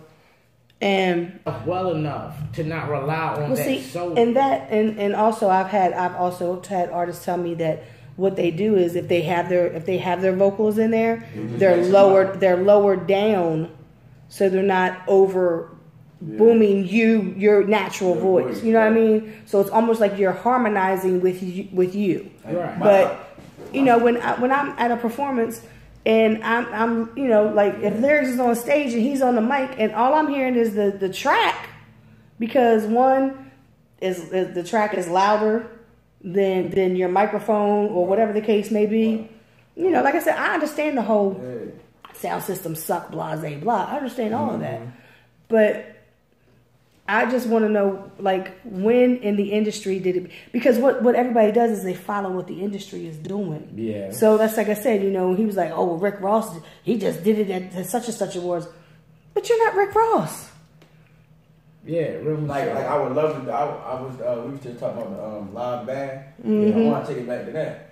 Doing That's what... live band. Yeah. I think like when you do, especially for a rap, but like if you do a live band, like for as a concert live band, and you really know your music. That's how I feel. Because you feel anybody can just throw the beat on, but when you need all of them, them pieces to come together, and there's only one person. And then you get the drummer who decides they want to do their own thing. So you gotta match it up. Right. So for you to be able to do your music like that, I feel like I'm gonna take it back to that. At least I want to do it, and I want to try this for the sake of trying. And Kira's like, y'all talking a whole lot of stuff here. Like real loud. Like I recently, not recently, but like a while back, I recorded a song with no headphones. Like I winged it, no headphones. I did it. I'm talking about me and my guy. When we was up here, me and Wiz, me and my guy Wiz, we did the song, the 2 King song with no headphones. Well, I did it. Cause he needed the earphones. Mm-hmm. I was just, but that's cause shout out to bro, we worked on it so much. I knew the rhythm, I knew my music, I knew the music. Right. So whenever he went to stop, all I had to do was he hit his ball in right here. I pick it up. I just pick up the rhythm. It came out good. So you know, I feel like when you do stuff like that, you testing your boundaries and you pushing yourself further. So I'm gonna do live band. I don't know. Yeah, there's a band here in Baltimore called Why Lie.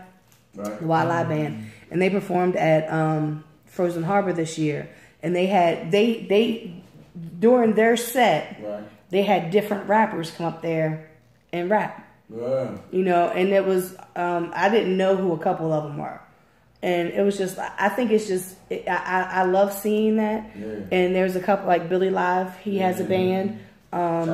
K Mac, he most of the time he has a band with him as well. Yeah. So. You know, people are trying to do something different because we always want to be different than what's already out there. Yeah. You always have to have that status quo. Yeah, you always want to have something different. Yeah, you know what I mean. So you know, like I said, that the band thing. There's a couple people that are doing it, but not as many. You know, as you would probably think. There's a band called Rebel Nation. The band is awesome, and then the lead person is Jade Fox, and she can rap her ass off. Mm-hmm. Her and Mikey McCracken, it's Mikey McCracken. They rap, and that band is just I love that band. I wanted to see them this year, but it snowed, and I was scared for my Uber driver. I was scared for me in my Uber driver's car. But then, of course, it slacked up. Everybody's like, Lisa, you sure I came? I'm like, I know. I feel so bad. Because I've never been able to go to Frozen Harbor both days. Mm-hmm. So, anyway. So what song did you want to play? About, bro. It's about like you don't even know. See, I do know, but it's about crazy relationships. It's about crazy relationships. Like you know, you might stab your girl, and then your girl might stab you back, and then y'all might go stab somebody else for each other. You know, it's just like that. Y'all be bugging. You know how it go. Damn. Y'all explain it right here. You did it right. Yeah, that was proper. Yeah, real proper. You know. In the spotlight, Baltimore Paparazzi, Hard Body Radio. We got the popos outside. They ain't looking for us. We might be Family Records, but ain't nobody got no open cases. Right. You can look my record up. I'll give you. You just told L, can I get my butterscotch back? Go ahead. You owe me. Y'all really still butterscotch? No, she owed me a butterscotch. So this is Bugging. And we'll be right back.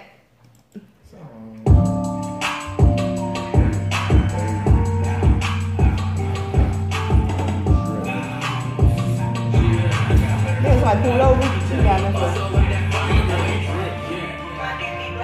I see him when they went this way.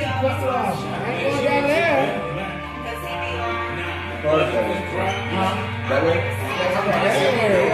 Bang down the street right here, bro. I ain't going down there. Come on, boy.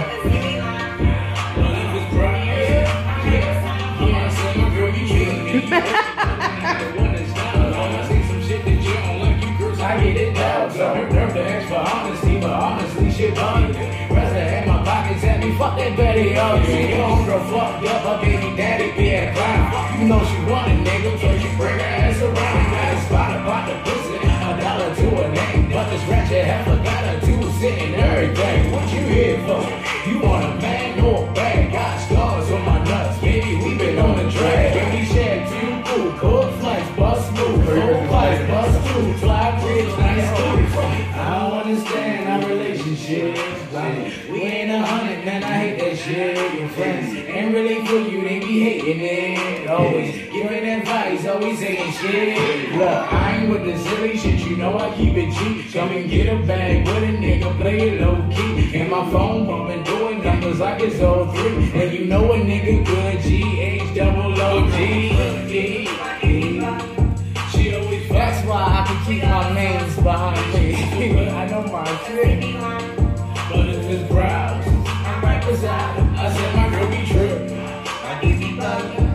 Yo, sadly, everybody is like this, yo.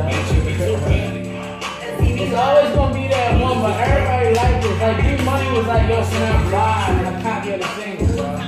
What, this song? Yeah, because this is, everybody like it. It's like how the young people feel, because they really be going through relationship shit. But older people just ignore, like, they young, they can't keep going through nothing. Kira, why don't you like this song?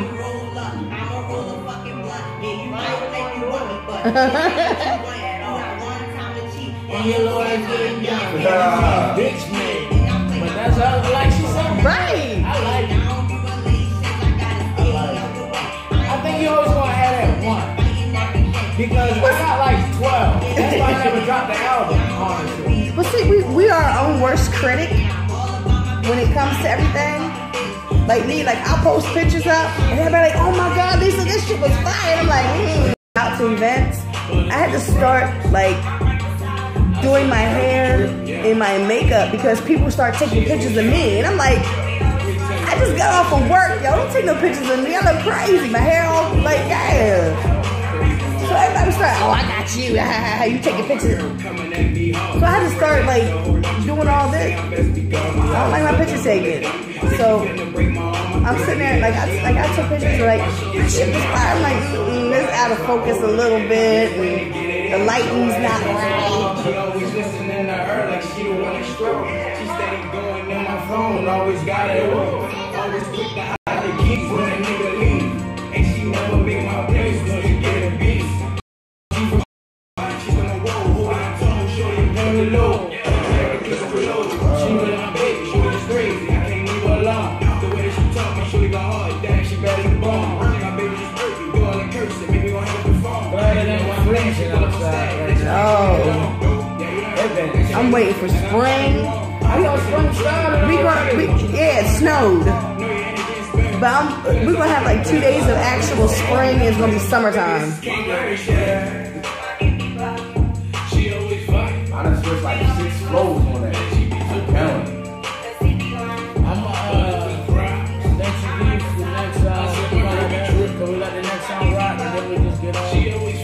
Talk a bit, close it out. You just want me to play the next song? Just right after this one? Yeah. I mean, I'm still alive. Am I going? I mean, it will be. Oh, you can just play the next song. Just go directly into it. Yeah. So these mics are off right now? Yeah, but these are still on. Oh, yeah, I know I still got my people watching. I know I still got y'all. We still with y'all, right? Y'all still here, right? Y'all here, right? Say something. Put something on the screen. You here, right? We need to know that y'all in the building still. You know what it is, G-Hood. This is through my city, man. We did this for the city. Zone 39, man. Wherever you at. You know what it is. You better copy that. Get I copy. know it. Let's take a ride in my city. I can show you around town when the shit go down. Everybody's getting live in my city. In the world around town, there's a nigga strapped down with a fitty. Keep an eye on your lady. You ain't know the 39 niggas gonna drop down. Bitch is crazy. Your eyes getting lazy. Cause a nigga shot ground with a money. I be yelling Jesus, a nigga freezing. Fuck a punchline. I'm fiends up like a rush line. Just a niggas reaching. When it's my hit squad, call a nigga well, cause they be online. I be lost in November. Block high, feeling like July and December. These niggas know they gotta go. Cause in the drought, I'ma break your flood, I break your slum. Grown for a groupie, nigga, you can have them. When it's time to eat up on my feet like niggas shooting at them. Chains going popping through a hood where they looting at. Cooling in your hood, nigga. Where you be at, yeah, G, baby. You know I don't play around, VIP, baby. You know they don't pat me down. If you got a problem and you bout it, boy, get at me now. And go and get your pappy, nigga. I'ma knock his daddy down. Yeah, I'm on plump and your pockets on Bellamy, nigga. And we don't do funny here, felony, nigga. You better all change in your bitch. Strong on the block, hit it till he sing like a bitch. But I've been ducked off doing numbers and positions. I've been doing bad, I had a plane, you wasn't with it. Now my chick begging, ex-mad, I don't get a kiss her on the forehead. Tell her make that a decision. I'll take a ride through my city. I can show you around town when this shit go down. It ain't crazy getting loud in my city. Ain't nowhere around town, there's a nigga strapped down with a fitty. Take a eye on your lady. You ain't no 39, niggas know to drop it down. Bitch is crazy, see your eyes getting lazy. Talk to him, gang. What's good? show you around my hood in my city. Watch the climbing, nigga, how that in it should. Need sweaters. It get colder when you jug. Never tell your babies everything. That'll get you booked. Put you out in pictures. Now you on the hook, so we move undercover. Take a double look. Get this money with my brothers. I don't have too many. Say it's war, then we strapped with semis. It's a dragon in it. Drive my shit, he dragging with me. Put my weight, how to match my city. From the bottom where the tracks stay there.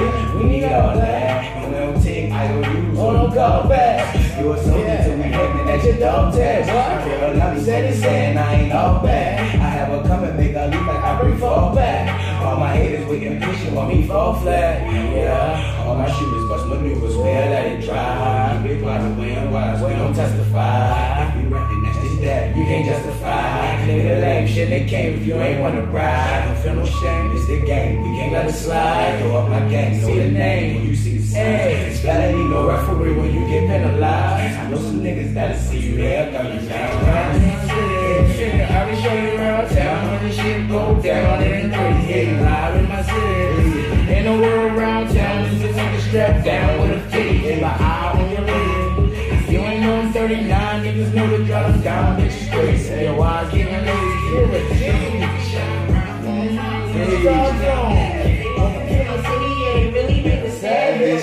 the talking, let the nigga have it.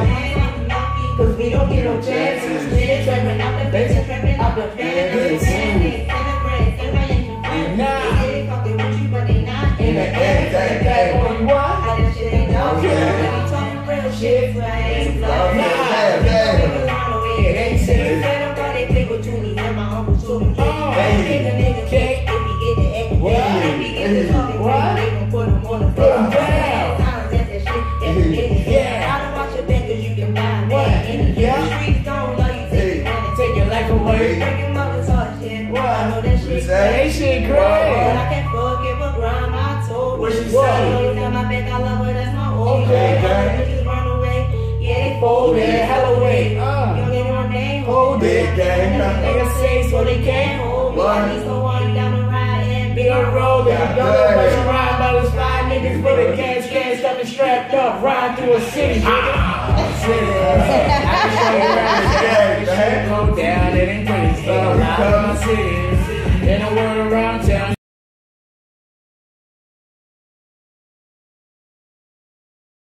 Know they drop down, bitches crazy. Yeah, why it's getting lazy? Cause a nigga shot grind for that money when it's crunch time, baby.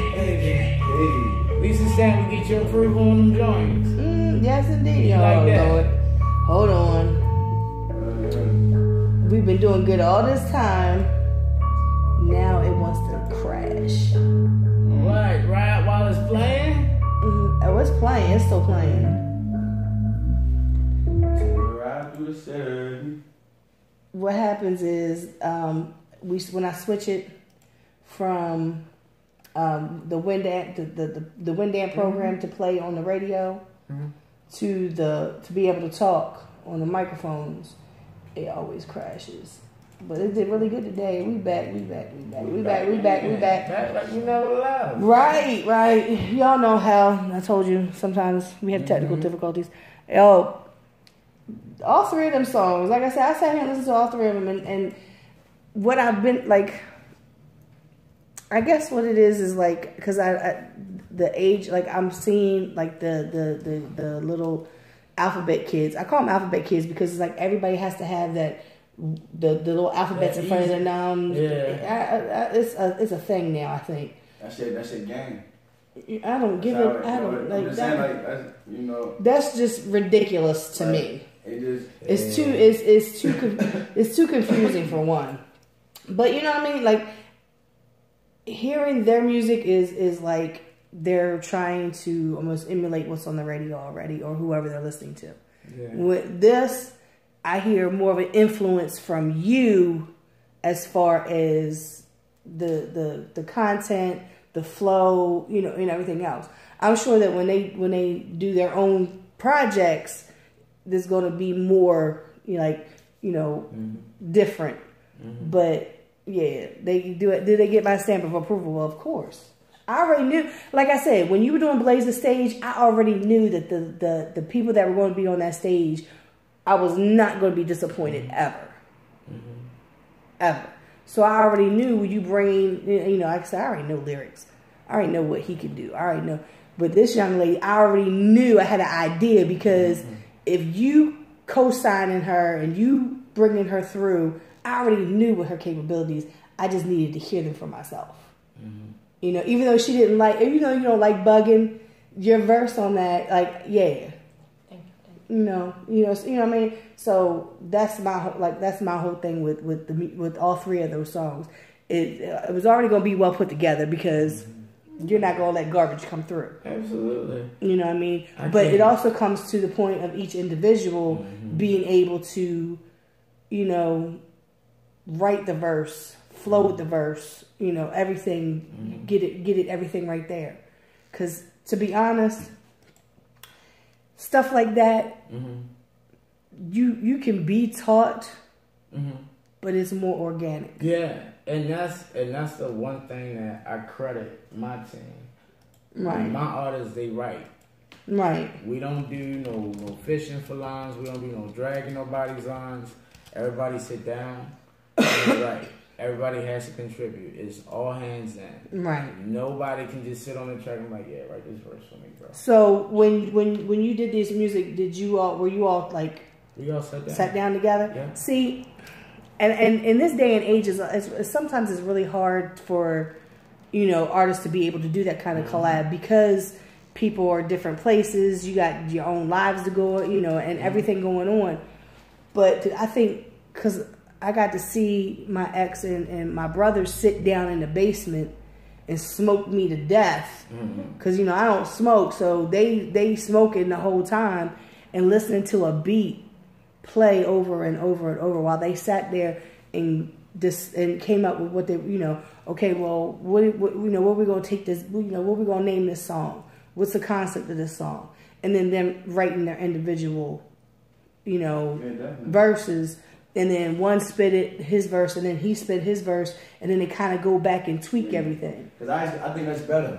I think it's, right. When you actually get to sit in with any artist you can have with, when you get to sit in, that's why face to face is always, you always gonna have to be in the personal space of somebody. Right. You feel me? Because it, like, the music is all about chemistry. Art sometimes is about chemistry. If you and this person ain't got the same vibe, it's gonna show through the music. So you feel me? Like, that's like mine. You can't say, oh yeah, that's my man's. Bro, y'all songs sound like y'all hate each other. Because the song is BS. You feel me? As far as the chemistry and the vibe, no matter what you're saying, it's always a vibe. You feel me? That's, in my opinion. Like, I feel like the music is a vibe. It is. And something that we said basically off air is about how music is therapy. Yeah, definitely. You know, I've always said that music is my therapy.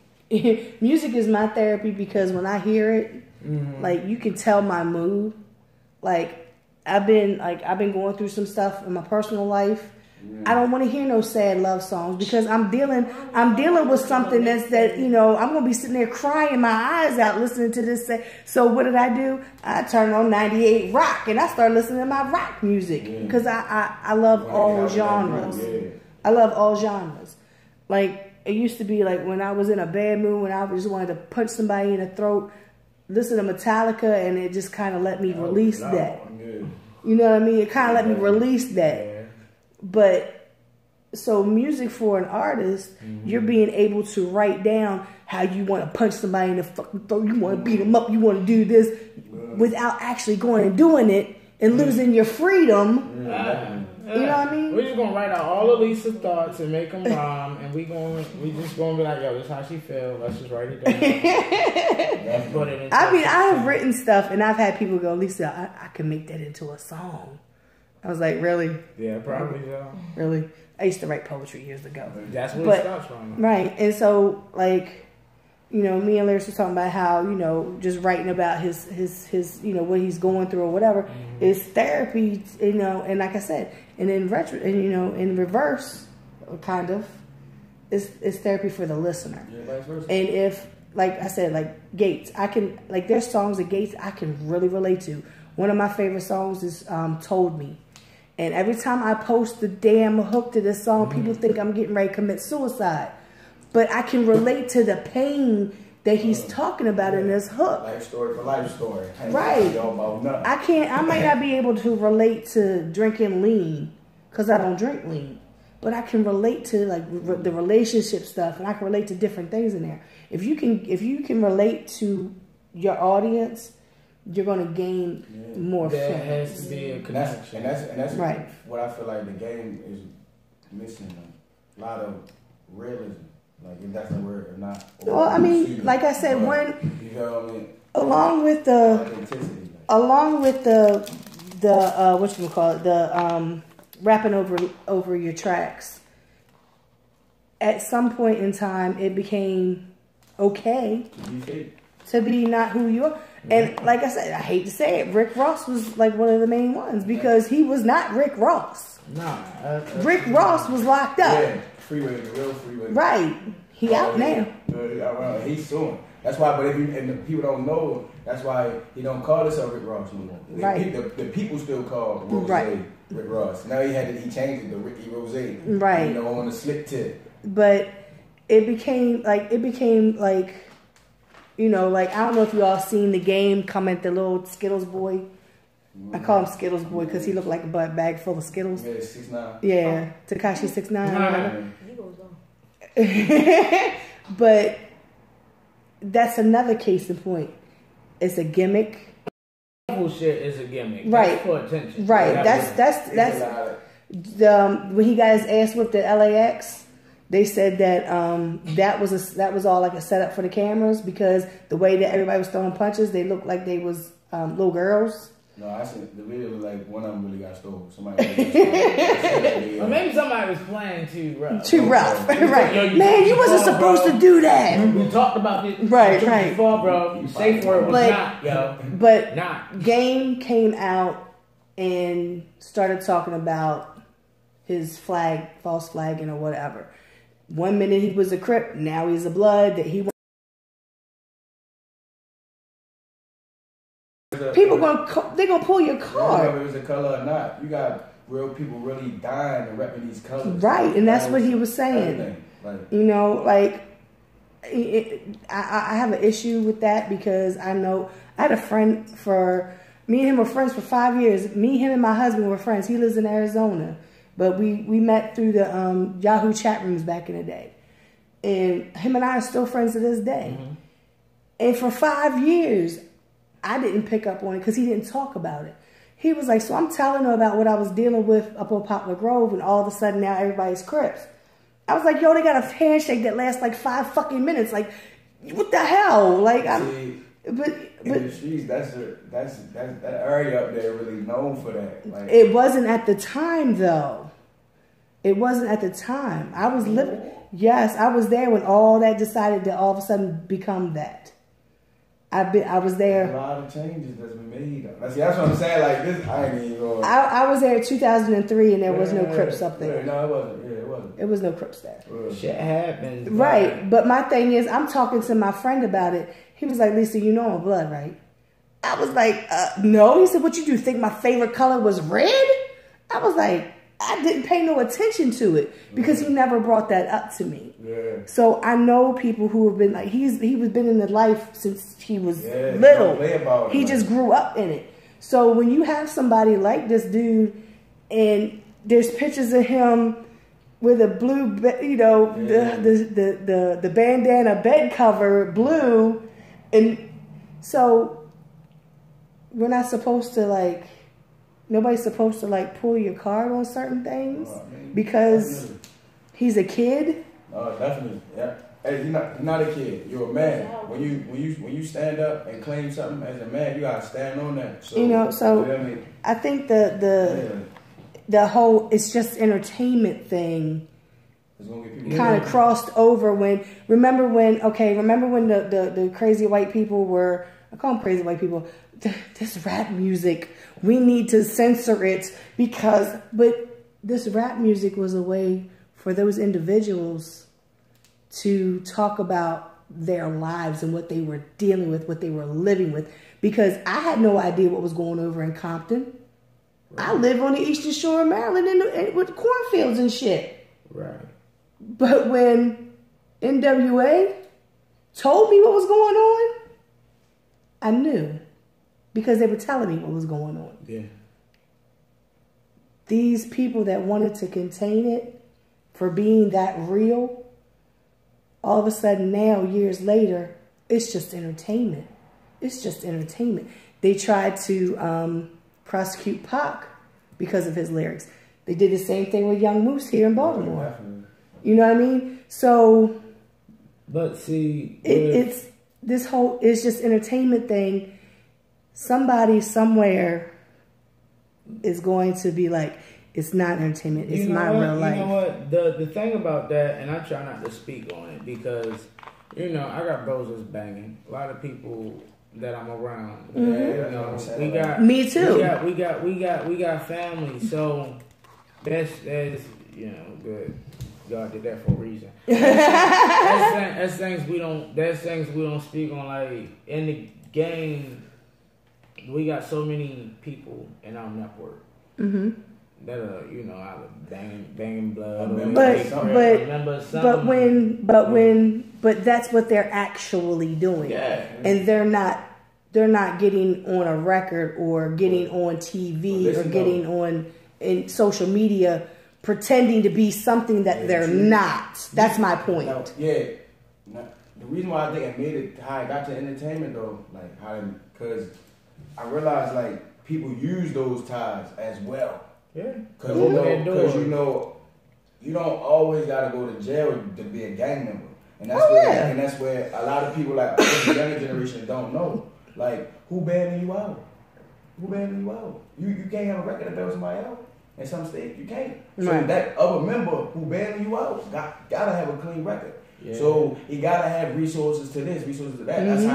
That's how I think that's how it became an entertainment fad because they thought like, oh, these guys are doing it, but these guys that really are doing it, but they don't have a record. They haven't been in the county, so you would never know until he bring his homeboy who just got out the county. Look, well, I got a proposition for you. Look what I've been doing since y'all was da-da-da. And you feel me? Now you like, oh, he Crip, or oh, he Blood, or whatever gang he in. You feel like, he just get that. You feel me? You don't gotta put that. But what I'm saying about 6ix9ine is with him faking it, and that's what the game was addressing, and that's what I'm saying. Game is going back to that. Yeah. Hold up, wait a minute. Really we need to pull some cards here because you can't be. I understand like a lot of the stuff that like somebody said that we talking about gimmicks, and Vanilla Ice was a gimmick. Vanilla Ice was a gimmick, but Vanilla Ice was nice for that. Right. You know? So when you have people out here doing stuff to get the notoriety, you know what I mean, and everybody is just looking at it as the entertainment. Mm-hmm. But this young man, I think that he really fucked up. Because he got on, he getting on TV or he getting on TMZ and he's talking about I'm good everywhere I go, and then you get your ass whipped out at LAX. And then escorted him out the club. You know, and like somewhere along the line, like you have to try like your talent should be able to overshine. I know like with this social media and everything, things are so much different than what they used to be. And people are trying to get that 15 minutes of fame. Like my whole philosophy is how relevant are these young kids going to be in the next 5 years, the next 10 years? They're not. It's not. They're not. That's why I say people, they focus on waves. You know, people, they listen to what's on the radio. Only time I listen to what's current is just to check my comp. That's it. Mm-hmm. I'm just checking it out. I don't sit and listen to this stuff on a constant. I ride in silence most times. But just to be sitting there and because you can absorb too much of somebody's style. Right. And I can't, as a young writer, I used to be around it, and I'm listening to a lot of 50 Cent. I'm sounding like 50 Cent. I listen to a lot of DMX. I'm sounding like DMX. Right. You got to be able to separate yourself and have your own sound. You got to have that organic balance in your music. Right. So I I don't focus on that, and people don't like talking to me because I tell them this shit ain't gonna be around 4 years. Right, and I used to be one of those people that would say I don't like this new music. I don't like, and almost to the point of discrediting it as hip hop. But then one day I realized, and I say this every time, rock and roll is rock and roll, but they have so many subgenres of rock and roll. Indeed. But hip hop, everybody wants to put everything under hip hop, but there's subgenres of hip hop because we put gangster rap as a subgenre of hip hop. We put, hardcore, right? But it's generational, and what's going on right now, mumble rap or whatever you want to call it, right? It's a subgenre, because I had somebody come to me and say, I said something about the mumble rap shit, designer. I can't stand designer. I can't stand Lil Yachty. I can't stand none of them. The little pumpers. Yeah, I can't. I can't stand none of those guys. I can't stand listening to them. Everyone's like, "Oh, you gotta listen to the words." I can't stand listening to their voices. Right. So, but those I can't stand those people. But other people do. They're necessary though. Right. You need that because that I put it like this. I was told a long time ago that if you just play the background and you let life work itself out, people will phase themselves out. But sometimes people need something different. Yeah. The A-B between. Because with all these little pumps, little yachties and all that come out, with all that's out right now and prevalent, something coming out of Baltimore sound like, say, our music will be the novelty because this isn't common. Right. This isn't what you're going to pick up out of every studio. This is that thing that's different. Right. So for the sake of curiosity, we're going to take your market. You'll phase yourself out because it's going to be. It went from being a little bow wow to a young this, a Lord is. Now it's a Lord is. That's only in Baltimore, you know that. But it's all coming full circle. Just like adults and in your generation, they get mad because there's a YBS or YSB or CBS in front of everything. But that came through structuring from your generation because you guys started with shorthand. That's something you guys did with typing. That was from your era. So you guys were cutting words off, doing shorthand, writing letters in shorthand. And the shorthand thing turned into, acronyms, abbreviations, and things and such. But this is something that your generation started. And even when you look at the old school rappers, like their structuring of words, they broke them bitches down. Like they broke them down. And they did what they wanted to do it. And over time, Ebonics and hip hop made this mothership of what it is now. I mean, but we have to take in stride everything that's different. Because even though I'm not a Lil Pump fan, even though I'm not a Tekashi 6ix9ine fan, I play like 3 of his songs because he appeals to a market. Like, I can't stand listening to it all day. Right. But I got some little bros that listen to that shit and like, yo, I'm up. Like, he wakes people up. That's cool because some people need that. Right. But my thing is, I don't want to make music for those people. I want to make music for those people that are going to get tired of him. Right. They no longer need that. Who's that? Right. I want to just supply that need. Right. Because if you're always there, they get tired of the main thing. Right. They're going to need something to resort to. That's like I was getting ready to say that I had somebody come to me and tell me that the mumble rap that's going on now, we had DOS effects. Yeah. Yeah. You know what I mean? And I'm just like, and that, I think at that point, that's when I was like, okay, I understand what you're saying, but I still don't like this shit. And so if you like it, that's cool with me. You know what I mean? I don't knock what nobody listens to because I listen to a whole range of music. Like I was playing my playlist, or I played a folder on my phone on my way to West Virginia the other day, and Steve was in the car, and I was like, he was listening, he was just sitting there. And I just looked at him. I said, I know. It's a very eclectic list of music. I don't even know what's in this folder. Like, I have you know, my daughter's name is Kashmir, and she's named after a Led Zeppelin song, and that's on there. So all of a sudden, this song comes playing on, and I was like, I'm sorry, this is just, you know, it's like, out to the blunt, man. you know. So like I said, I listen to so much different things that is crazy to me when I listen. When I'm like I said, Jared will play something, I'll be like, what is that? What is that? Okay. And then I'm like people, I had somebody say, oh, nobody's listening to Lyrikz anymore. Like, what the hell? Not you. It's not wordplay anymore. Like, It's, no, you like, know, that's real. Nobody cares about wordplay. They you want shit that wakes you up and look good. Like if yeah. But my thing is this. It's not even the artist anymore. It's that producer who makes that beat. Yeah. But you know what? It's not even, I put it like this. I don't blame the artist. I don't blame the producer. I don't blame the engineer. I blame the listeners. I blame the fans. And I blame the fake ass friends that go along and say, like, all them bros, all them motherfuckers. Music is that you're assuring. If you're giving him confirmation, like, yeah, bro, that shit high. Go ahead, drop that, and you know that, and you know that it's like, sharp shit. Like, bro, we going down. Yeah. You not gonna smurder us, bro.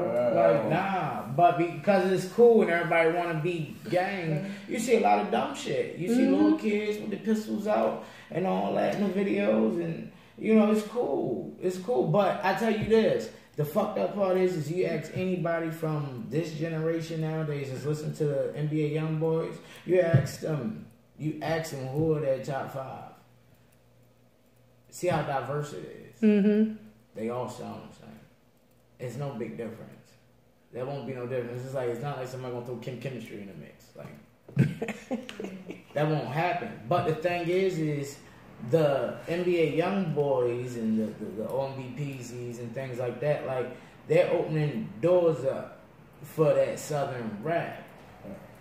But it's a different Southern rap. It's not that ATL shit no more. Like, this, like that whole got mud shit with a Twitter. And they putting it to the West Coast shit, which is making it slick. So, yeah, it's I like it because it's opening doors for the culture. What it's doing for the culture, but for us, for the game, I'm not a listener. I'm not a fan. Right. But see, you as an engineer and as a business owner, of course you got to keep your ear. You know, you got to hear what everybody, you know, because you know, like I said, these kids are going to come through your studio, and this is the kind of music that they're going to do. You know what I mean? So, you know, I don't listen to it. And like, I'm still, like I said, I told people I listened to like the 90s and the early 2000s. Everyone's like, oh, well, you're just stuck. No, let me tell you, that's my favorite genre. That's my favorite time period of hip hop, and that's what I listen to. Doesn't mean that I don't listen to Kendrick Lamar, J. Cole, and other artists that are not mainstream. Big Crit. You know, shout out to Crit Beast. David Banner. Yeah. David Banner just dropped Magnolia. I just feel like he got a little weird to me. Who, David? Yeah. No, he became more of an activist. Yeah, he became very conscious, about what's going on in this world. I got to meet him in New Orleans, and he is the his energy just coming from him is just so electrifying and just so wonderful. Like, when I hugged him, when he hugged me, you could just feel his energy. It was just crazy. But I like artists that are not, they're mainstream, but they're not mainstream. You know, I like people that do what's to their soul. Yeah. They're not doing it to I like Chance the Rapper. Chance the Rapper, that's my guy. See, he's another one. Like, he's very, you know, popular. You know, people know who he is, but he's still not, like, he still does what he wants to do. Right. And people, like Tech Nine. Tech Nine's the same way. Tech Nine, when he started out, his whole audience was white people. because the music that he did was the music that he wanted to do. He actually had to cross over to black people. And he talks about it all the time, how he had to cross over to black people. So, because he was doing what was true to him. And that's what I always like for artists to do, is do music that is true to you. If you want to do a song that fits this genre of music that's being popular or whatever, cool. Make sure that you don't lose yourself in trying to please so many other people. You know what? The one thing that I learned was always important about being in this game is always being true to who you are. Because people check you when you go out of town. Oh yeah. Like when I know when I first started taking my trips to New York and they would listen to my music, they were like, bro, you really like that? and because everybody, they don't know the black Sicilian, mad black Sicilian. But see, everybody they got this thing that people that come from Baltimore, they automatically think they gangster. They automatically think they hard. So they think that we got a chip on our shoulder because of where we come from. So there's always a challenge. Like, you make me defensive because of how you feel you have to be around me because of where I come from. But when we go out of town, like, people will listen to the music, and if they don't know me, like, they'll come and try to have conversation. And it's all on some Fox shit. I know what it is. But people just want to know. They want to see. And then when they figure out, like, oh, shit. Like, you know, the conversation changes. Because there's, like, I say this all the time, and you know, I say this, and I say it in a funny way, but it's true. You are one person that I would never want to make mad. I get scared when you get mad. I've seen you be mad and not be mad, and I'd be like, oh hell no. I was like, I don't mess with hood. But see, that's just because, and that's not because of that. That's just the way you are. It's just that I know that you are a true person. You're very passionate about everything in your life. You know what I mean? Those around you, and you're not going to take no bull. You're not going to deal with bullshit. You know what I mean? At all. That's one thing everybody around me knows about me. You know, like I said earlier, shout out to my bros, the whole AOG movement. Everybody around the 39, like, everybody, all my CMP family, all my Northwood family, everybody, they know how I am. I've never been the guy to get out of character. I don't raise my voice. I don't yell at people. I don't disrespect people. When I come around the way, you know, I'm big bro. I blow my sticks. I chill. And I check on everybody. You know, I'm not one of them play bros. Like, I'm up in your shit like, you good, you need anything. Whether or not there's a call back, I'm that guy, because you got to. You know, people busy out here in the everyday life in this city is rough.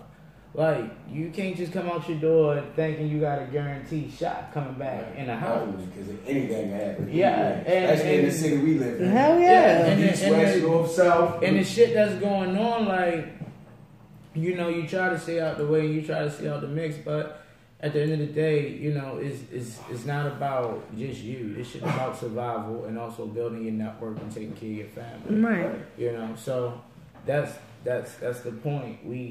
We have our family intact, and we have other people around us that's doing things. Like I said, we're moving, working, being progressive, but just trying to stay out the way. A lot of people say that. What you just said though, like, they be like, oh gee, I don't want issues, or bro, you seem angry, or you seem mean, you a mean dude. But I know I got this hard exterior. I love it though. You know. And I could be an ass up. Go ahead. I love that. Like, I come from a family that give it to you straight, no chasing, on both ways. Like, so it's like when I met up with her, he like, little nigga, I ain't gonna take it easy on you. Like, you know what? See, that's my kind of guy right there. Shout out to G Hood. And that's my point. Like, I keep saying, like, I say it in a plain way, be like, nah, I don't fuck with it. I'm scared of hood. Don't be. No, it's not that. I'll just be playing around but my thing is, I know. I got to tickle my throat. My thing is, I know, and even my daughter said it. My daughter said the same thing. if anything ever, if I needed anything, if anything was to pop off where I needed backup, Hood would be right there. Oh, you know it. See, that's the thing. God works in a mysterious way because everybody around me, they go through shit. Like constantly go through shit. And everybody know Hood, he always down. But I'm that one person that nobody ever call on. I be sitting there but like, you know why? But you know why? Because you won't give me a bit of rec time. Life is really fucking with me right now. Like, let me let loose, please. Right. And I never get it, but I'm always able to be there for the people around me, and that means more. So, because see, when I lived over Poplar Grove, and I was having them issues with the little knuckleheads around there. For one, I was the only white face around there. So, of course, they're going to try me. Right. White face. Even though I don't sound white, I understand. Yeah, you definitely know. But I'm the only white. I was the only white face around there, so they was going to try me. I'm not one to back down. Like people, like it got to the point to where the drug dealers around there became my family because once I got them to understand, this is my house and my property, respect it, and I'm going to respect you. Principle. You know, you gotta do what you gotta do for your family to make money because that's what they were really. They were doing working. Yeah, they were because they had families to take care of. Right. Listen. If I had it's crazy because you know I teach. I teach. A lot of y'all don't know I teach. So I was explaining to the class, and I was letting them know, like, not wanting to be too. I don't want to be too blunt or too far out there. Right. But I had to let them know, like, y'all outside, y'all know what's going on. Right. This game ain't too different from that game. Right. But the principles are simple. Respect. Right. It's a respect factor. Now, when we move, I know that there's going to be people in the future that's going to try. Like, right. They're going to play. They're going to see Kira G. They're going to see Lyrikz. They're going to see us. They're going to hear the music. And they're going to want them. No, they're going. Right. It's going to happen. Right. And I tell them because I try to explain to them, like, when little shit happen in your personal life and you get all in your feelings, this is practice. You said you wanted this life. God is preparing you. If you can't deal with 3 people in your family saying fuck you, what you gonna do when you worth $1 million and it's 1 million strangers saying fuck you? Right. On your Twitter, on your IG, on your everything. On your YouTube channel, talking shit about your song, about and then your family's still amongst those numbers. Right. So it's like you gonna sit here and be in your feelings about this and you ain't made no money yet. What happened when that bag comes? You gotta learn to say it is what it is. Right. It's not costing me anything to ignore you. That's just like I've had artists tell me that they used to get in their feelings about about comments on their videos, especially on World Star, because them motherfuckers ain't got no cut cards. Right. So all you can do is like laugh at them and be like, thank you for your view, because you gave me your view.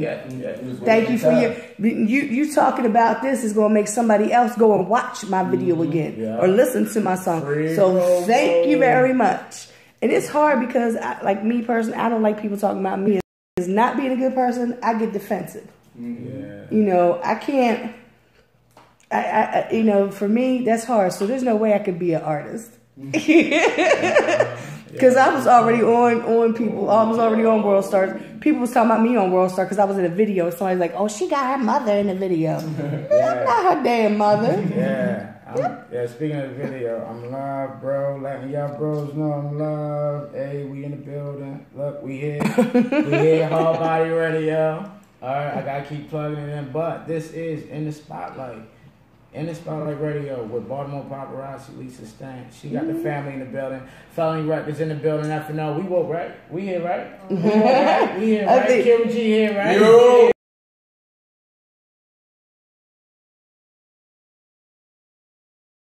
I know, like she got that quiet shooter shit going on. Yeah, I could tell. And that's cool. She be the one that something pops off, she just come out of nowhere. Yeah, with the glisten.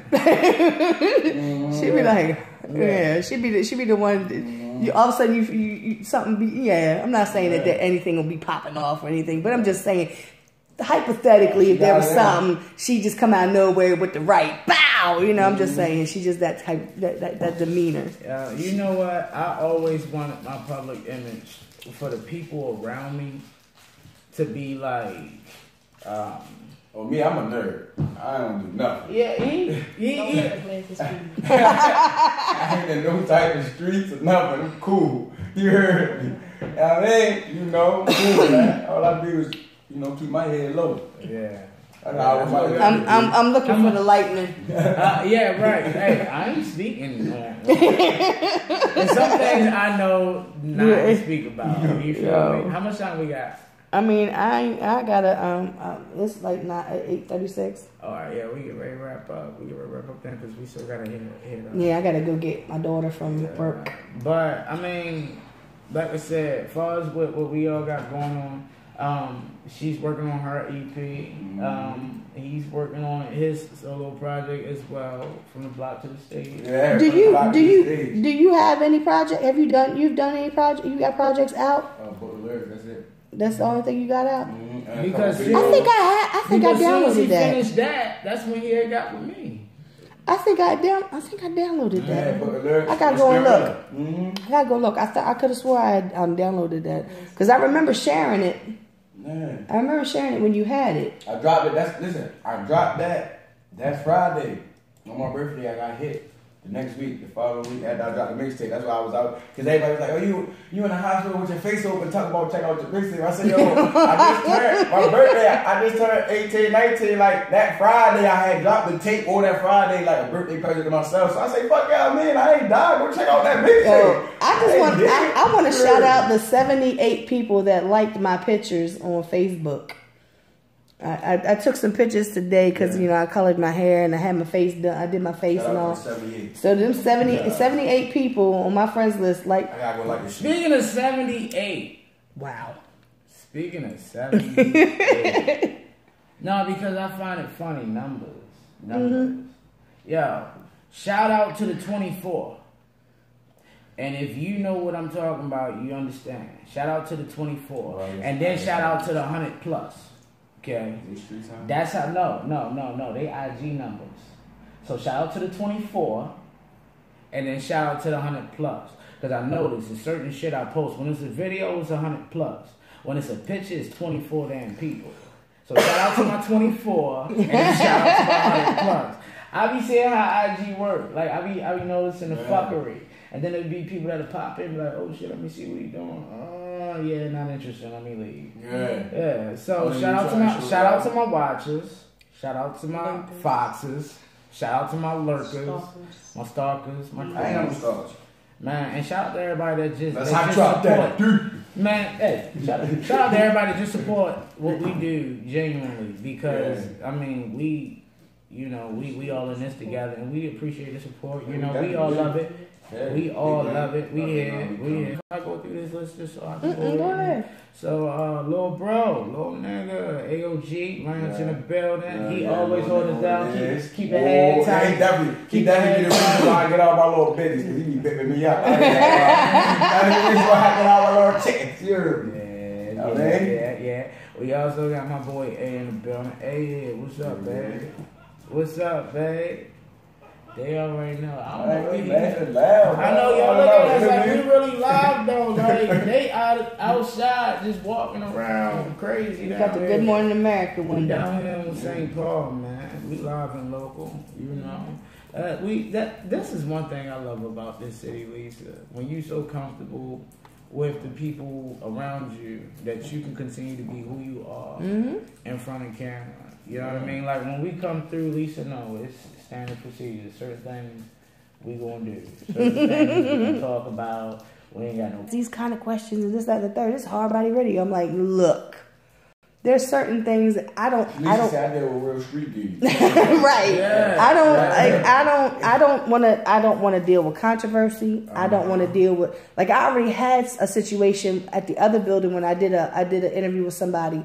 And he alluded to certain people. And then next thing I know, I'm getting phone calls. And, yo, you had him on that show and da-da-da-da-da. And I'm like, yo, I didn't even go that route with him. Yeah. He tried to go that route, and I pulled him back this way. Because I didn't want like that controversy. Bro, don't say no name go ahead, bro. Don't say no name go ahead. You know, I mean, if people want to say names, that's on them. I'm not entertaining that because my show is not about controversy. My show is about putting you in the spotlight to talk about your music, your project, your business, whatever it is. That's right. So, you know, I'm always like I'm always told about who's doing what, who's sleeping with who, personal business, all kinds of stuff. Yeah. I'm not bringing that up. It's not my place. I am not Wendy Williams. I'll be sleeping. I'll be in the bed.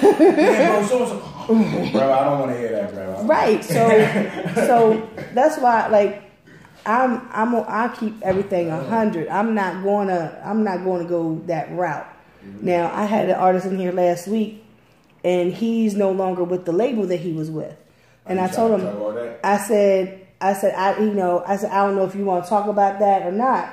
He was like, no, we can talk about that because it was amicable. Like it was no, no hard feelings and nothing else. It was just, he felt that it was time for him to go his own way. Right. And, I was like, well, I didn't know if that was something that you wanted to speak on. Yeah. Because I had already talked to the person. I knew because the label owner had called me and told me.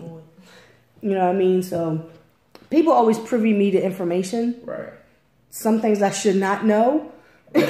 Some things I don't want to know. It's like seeing your grandmother with no clothes on. There's some things that you just can't get out of your brain. Grandma, I'm gonna put that towel on. But you know what I mean? People tell me things and I can't unhear it. And as much as I want to. But that's like I said, this. Like I keep things 100. I keep my things 100 with everybody, And my friend Baum, he came to the house a few months ago because he was dropping his daughter off. Because his daughter and my daughter, they're cousins. They say they're cousins. And, my grandson and his grandson is like 2 months apart. They, we're all family. And he was like, one thing, I'm not going to burn a bridge with somebody unless I absolutely, positively, you have done something to me so horrendous that I can't overlook. That I don't ever want to ever deal with you again. And I've had one person in particular that has done that, and I burnt that bridge. There's no coming back ever again. And he was like, that's why I kept contacts with people, different artists in different places and stuff like that. There's a lot of people in this scene that can't do that. They can't reach out to somebody because they burnt that bridge. Right. You have to be 100% you have to be genuine yourself. Yeah. And let those who are not genuine fall to the wayside. Yeah, definitely. That way, they can say whatever. It's like that, to me, it's like that Chrisette Michele song, Blame It On Me. You tell everybody that I did everything, just go away. Because I know the truth. And like I said, and it's hard it's still hard in this business to find those genuine people. That's why I'm glad that you found Hood, because you could have found somebody else who would not be genuine with you and could lead you down a wrong path. Because I'm gonna tell you, girl to girl, in this business, the females have a bad reputation because a lot of them do a lot of things. Oh, they really sucking? What the fuck? That's what she was saying. She was saying but you know what I'm saying? I mean, you're, look at you, making a mess.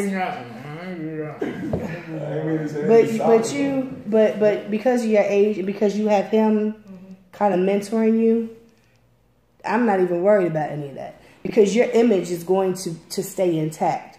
These girls, I see them like how you're dressed right now, and you get up on that stage and you're dressed like that.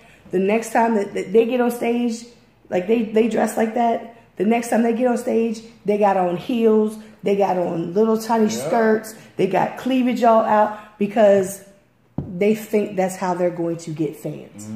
The guys are not listening to their lyrics. They're not listening to their bars. They trying to catch a slip up somewhere. That's the only thing, Right.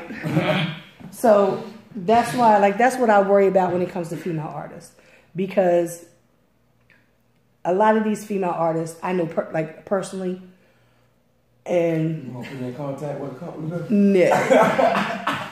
no, no, Collab or something, you know. no.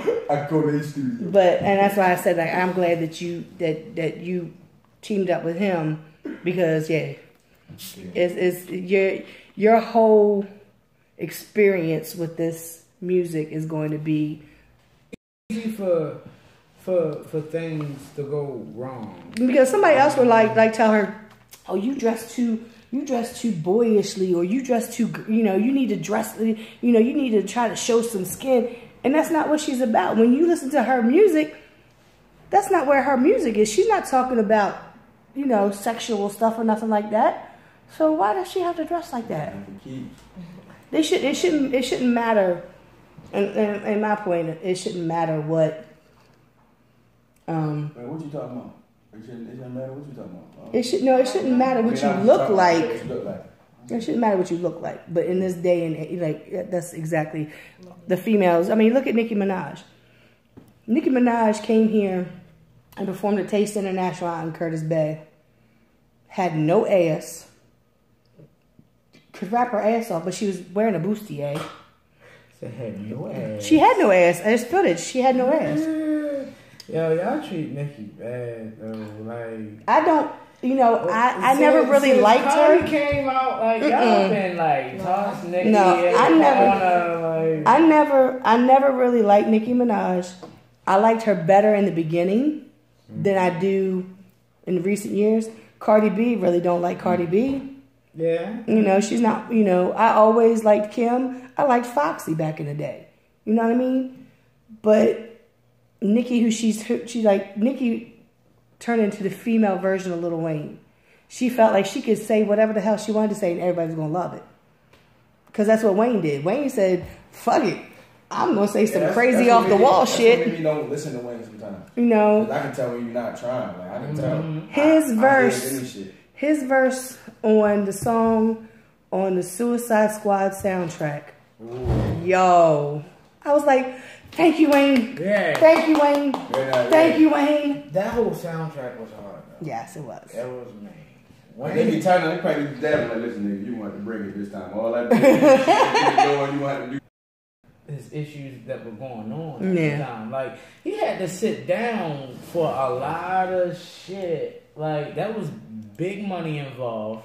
It was and then it was personal. Like, he was dealing with baby. This is a guy that you look at as your father. That you kissed in the mouth. Cause we ain't gonna ain't nobody gonna ever live that down. I know. I ain't saying kissing in the mouth, but I mean, it's real.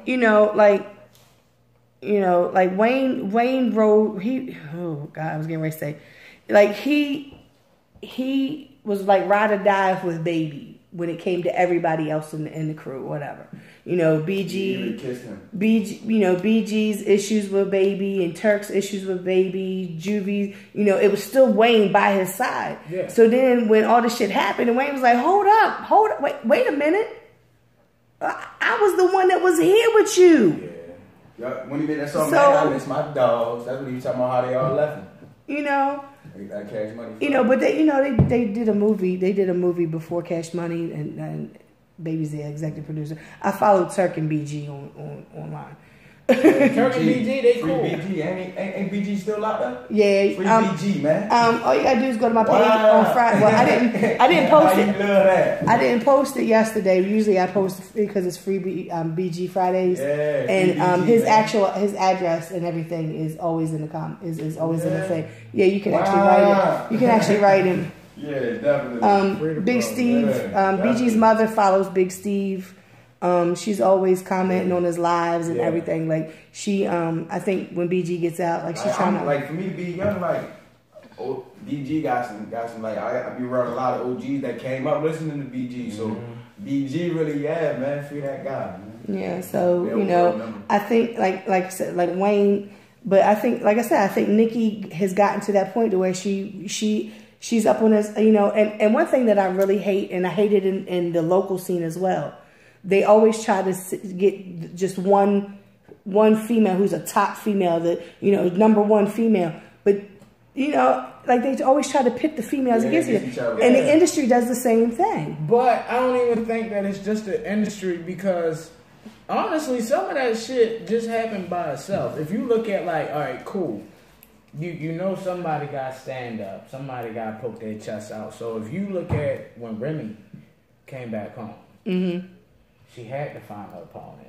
She had to, and Nikki was on her high horse when she got that butt done. And then after the beef with Lil' Kim, Nikki was like, "Yeah, I got New York." Like, I got New York. But Remy was like, "I've been around. I'm home now. Like, let's get to business." So, what didn't make sense? My thing is like, do it always got to come to a beef? It doesn't, but that's the first instinct, right? But see, that also, but that also takes it back. That also takes it back to hip hop, when that's what it was. Like you had an issue, you put it on wax, you went back and forth, and that's what right. That's what you're supposed to do. Basically.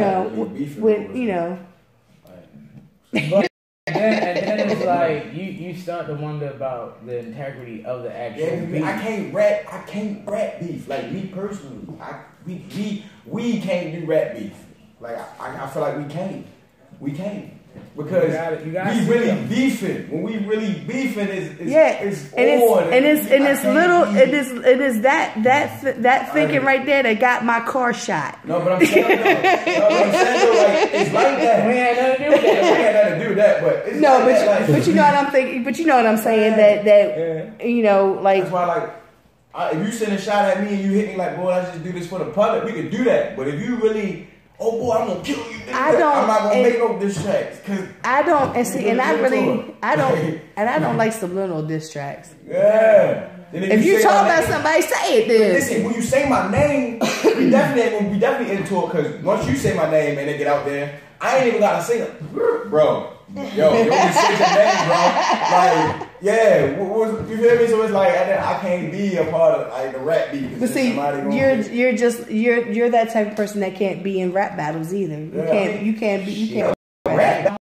Shit, I'm outside and you talking to me crazy. Right, like, that's where. That's what we're gonna make this. I need to know why you beefing with me. First of all, right. Did I sleep with your mama or something? Is that what it is? Then when we come from a place where if me and you say it's beef, it's on site every time. That's what I'm saying. Like if we doing it just for the culture, call my phone. We can set something up. Bro, I'm on. We could do the 50th Kanye thing. We could do that. But if you really talking about, oh yeah, when I see Lyrikz on site, I'm gonna smack him. See, that's something totally different. I ain't with it. That's something totally different. So let me ask you this, Karen, how you gonna handle it? Because it's gonna happen.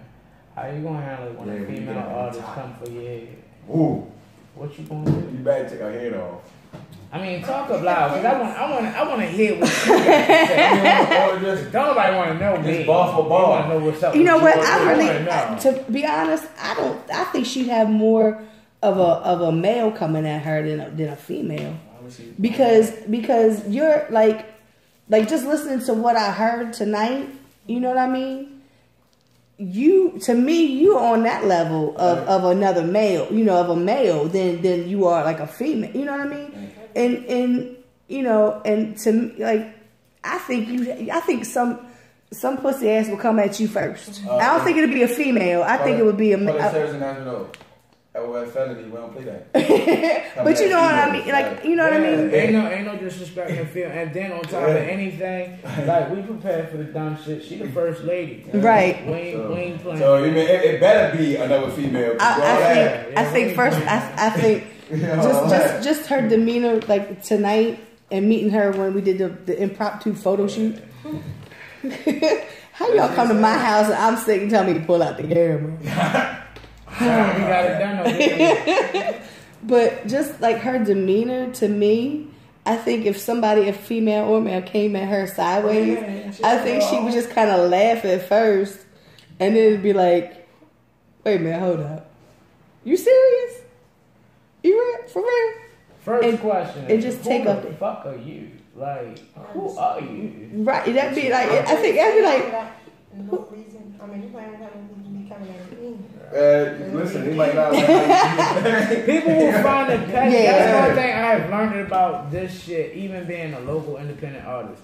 People will find the pettiest shit to ride you on. It could be something you worded wrong. They will ride your ass Right. for a pose. You can even put up. Because what it is they're going to try to use you to gain some kind of notoriety. His Ollie stuff.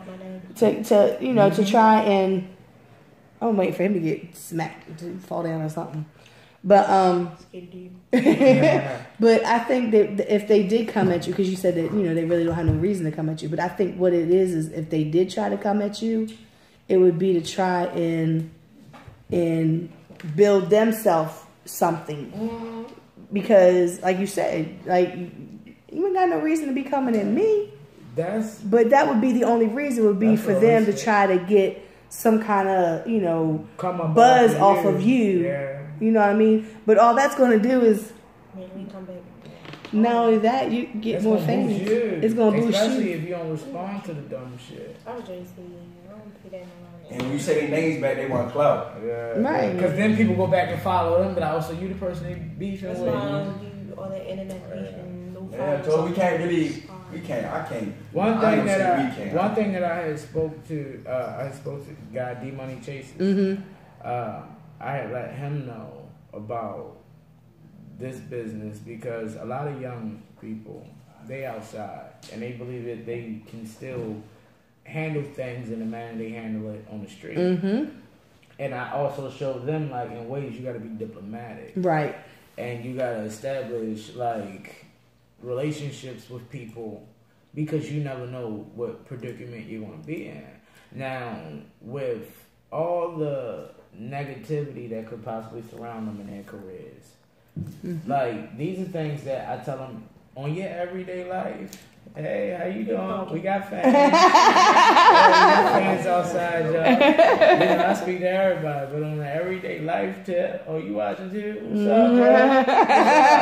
You across the street and waiting for the bus. But on everything that you do, there will be somebody that wants to counter, or somebody that wants to measure their success to yours and find you to be in opposition when they see that it doesn't equal.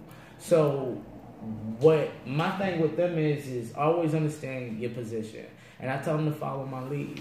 If we do missions and we get called somewhere and we got to pop up, we got to do a walkthrough, or we got to snap a picture with somebody, I tell them keep composure, stay cool, keep your eyes open, and never be surprised or too giddy to meet anybody. Because in this business, at the end of the day, they regular people. And they respect you more for treating them like people.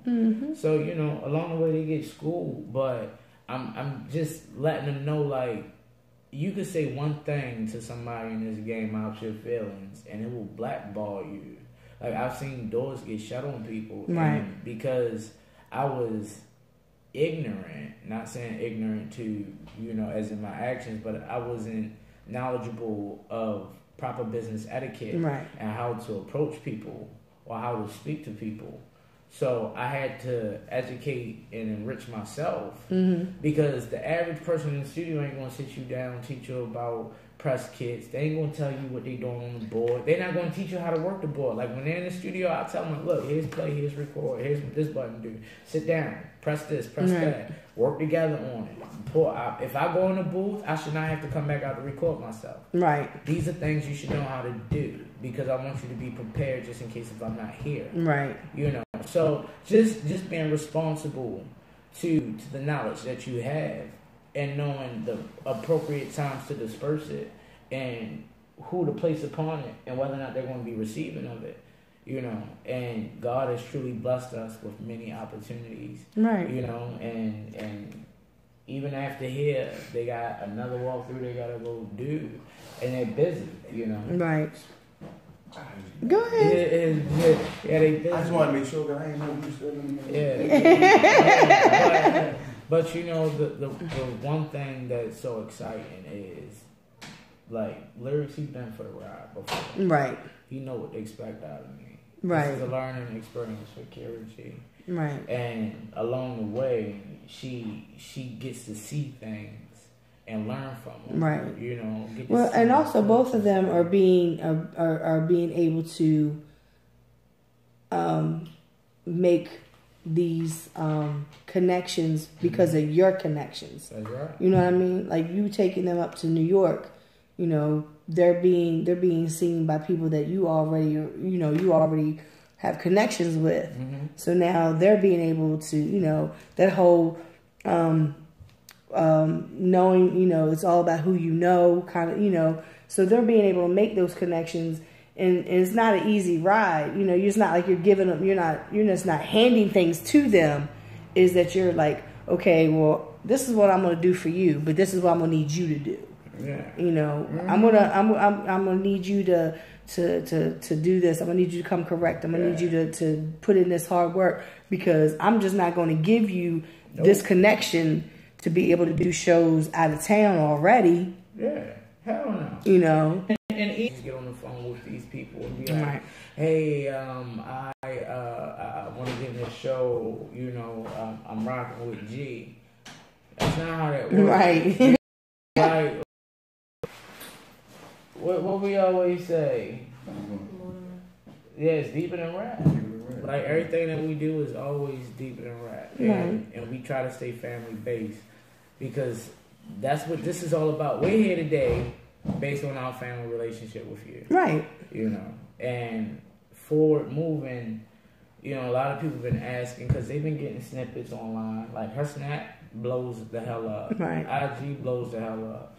He's got followers. I got followers. People peep in just to see what we're doing. Right. And when they see that we're doing stuff like this, I understand it's going to be a lot of people following, people in their DMs. Yo, when can we come? Important that we spend this time together because we got to build. Right. And when you in the same house with somebody, you learn more about them and you grow stronger with them. So, you know, through this journey, I'm expecting us to have our bouts. We're going to have our ins and outs. Right. You know, every family does, but I always open up the floor for communication. And, you know, if there's any distractions outside of what we do, I got to get involved because we can't accomplish our mission we set out on. And what I also want to touch base on is the fact that how somebody could come in once they hear Kira G because she's a new face, and they try to basically quote unquote take her from you, because I've seen that happen as well. Where somebody you know, they see this new person and, oh, well, I can, you know, they try to take that person from where they're at and take them into somewhere else. But because of the foundation that you're building with them, that you can offer me, that's going to be any better than what I've got right here. I put in a platform. I put a platform in place for them, so they didn't have the worry that they had before as artists. And the biggest worry is finding money for studio time. Right. That's the biggest worry. And then also, like, looking at them both having talent, what happens after you record? Do you have shows lined up? Do you have anybody providing you with these interviews? Like, did you have a way to contact her for this? Like we got to bring all of the things that we got together as resources and bring it to the table. I need Kira G. I need King Lyrikz. Like the things that they offer, I need. I can't supply what they have. Right. So in order for us to package this thing the right way and market it the right way, it wasn't Felony Records. It was the family. The family. That's why I asked you, because I had already made the flyer, but I just didn't know what name to put on there. So on the flyer that I had made, I just put F&R Studios. Yeah. And that's what, because I needed I put it in where the font and all was supposed to. You know, when you told me who, you know, the names and everything, you seen how I did it. I put the family, and then I put everybody's name on there on their picture. So that way people would be able to see who everybody was. I don't know if y'all seen the flyer or not. But that's why I said, because I wasn't sure how you wanted to present it.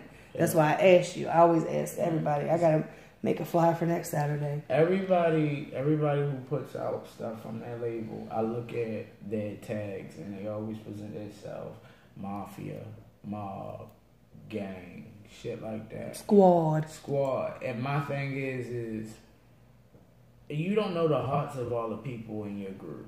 You don't. You don't know what they willing to do. You don't know how far they gonna go. So y'all talk all this big bad gangster shit on the track. Something pop off in the club. You always got that one person that ain't moving. What gets me is when you stick around as long as I have, and you see that there's like 6 in this group, and then within a couple of months it's down to like 4. They phase out. And then it's like nobody, you know. And I'm just like, what happened? And that's the natural order of things. So my whole thing is if they're going to phase out, cancel themselves out.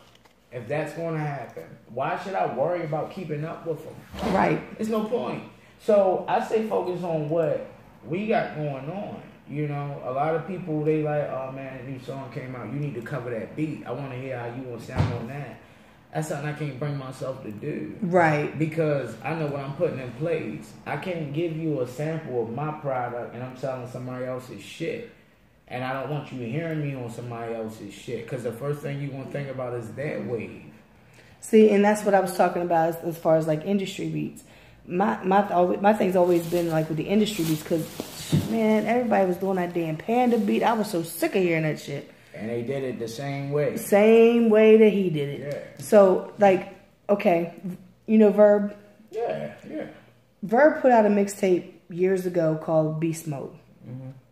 DJ Samir gave it to me.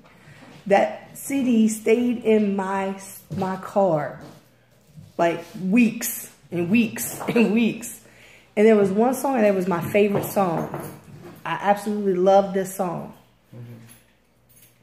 I just love the song. I'm in 5 Seasons one night. The beat comes on. I'm like, oh shit, they getting ready to play Verb? It was a Meek Mill's beat. I didn't know that because I don't listen to Meek Mills like that. I don't listen to the radio.